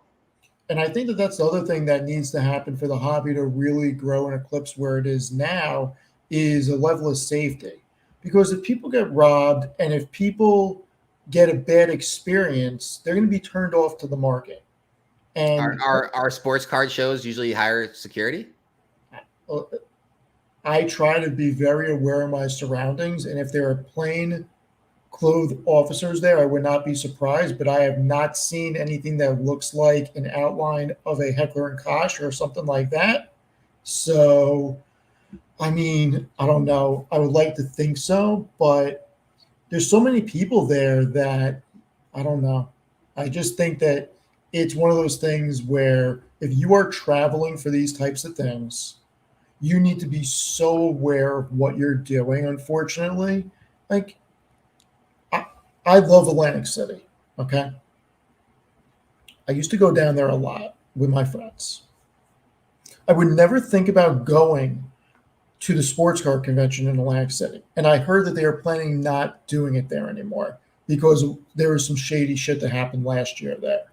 Now, I happen to have been down at the Borgata maybe 5 or 6 years ago, and I didn't even know the national was occurring. I was just getting into the memorabilia side, and like there's all these athletes at the Borgata, and I was playing Pie Gal with this guy who had a freaking championship ring on. He was a dealer, and we started talking, and I found out the sports car convention was there. And it's just like, worst place to do it because it's pretty seedy down there. Like, you just got to be careful when you're not staying at the place and you're at a convention center. People can follow you, and that's one of the things about like these trade nights and everything, that you do have huge groups of people, so it's more safe now. But you got to be aware of what you're doing. Got to be aware of your surroundings, and don't try to act like a big shot waving around cash or anything like that. Like, stick to yourself. Be smart. Yeah, I will say the big auction houses like Golden, like they'll have some, very, very valuable items. They bring security. Yes. They bring their own private security. So that's definitely good. But yeah, I agree with you that people definitely need to take the safety more seriously for sure. Well, guys, I think we're going to end it there. I think it's been a good night. We've had, 120, 130, 40 people in here all night. It's been a great night. Everyone, I mean, Retro, he's got his YouTube channel, Retrospecs. Get this guy to 1,000 subscribers. And everyone that watches this, make sure you just take a second and go subscribe to him. Steve, I see on yours, it says @Dividend Streams. Is that your channel? What's going on with that? It's my Twitter handle. Twitter handle. Is there anything you want to shout out for you? Anyone want to go follow you, or what do you want to shout out? Nothing. No. Follow him on Twitter, guys. Give him a follow on Twitter. I think that, the biggest thing would be follow Alex and follow Retro, and, the content's great. I've seen several videos of Retro in it. The content's great. And I think just people need to make more content and just get the word out there and show how this is a real thing that money is being dumped into, and figure out ways to grow the hobby. Because when you grow the market, you get more people like me coming in, just more people in general, you got more money coming in, and that will help prices appreciate. I like it. Retro? Nothing more to add, man. I appreciate you guys having me on. Glad we could, clear the air and be positive with it. And yeah, I'm excited to see how you do investing in this space. It seems like, you're on a good path. So it'll be just cool going to check to in be the real future. product and low-end PSAs for now, and probably going to buy some of those Charizards, and we'll see. I mean, look, the numbers don't lie. Unless this is the first set that does not do what the other sets do, I mean, I should be all right. But we'll see. Maybe I buy something to rip and send out in grade. We'll see. Yeah, share the pools. All right, guys. Thanks to everyone for stopping by. We're out for the night. Later.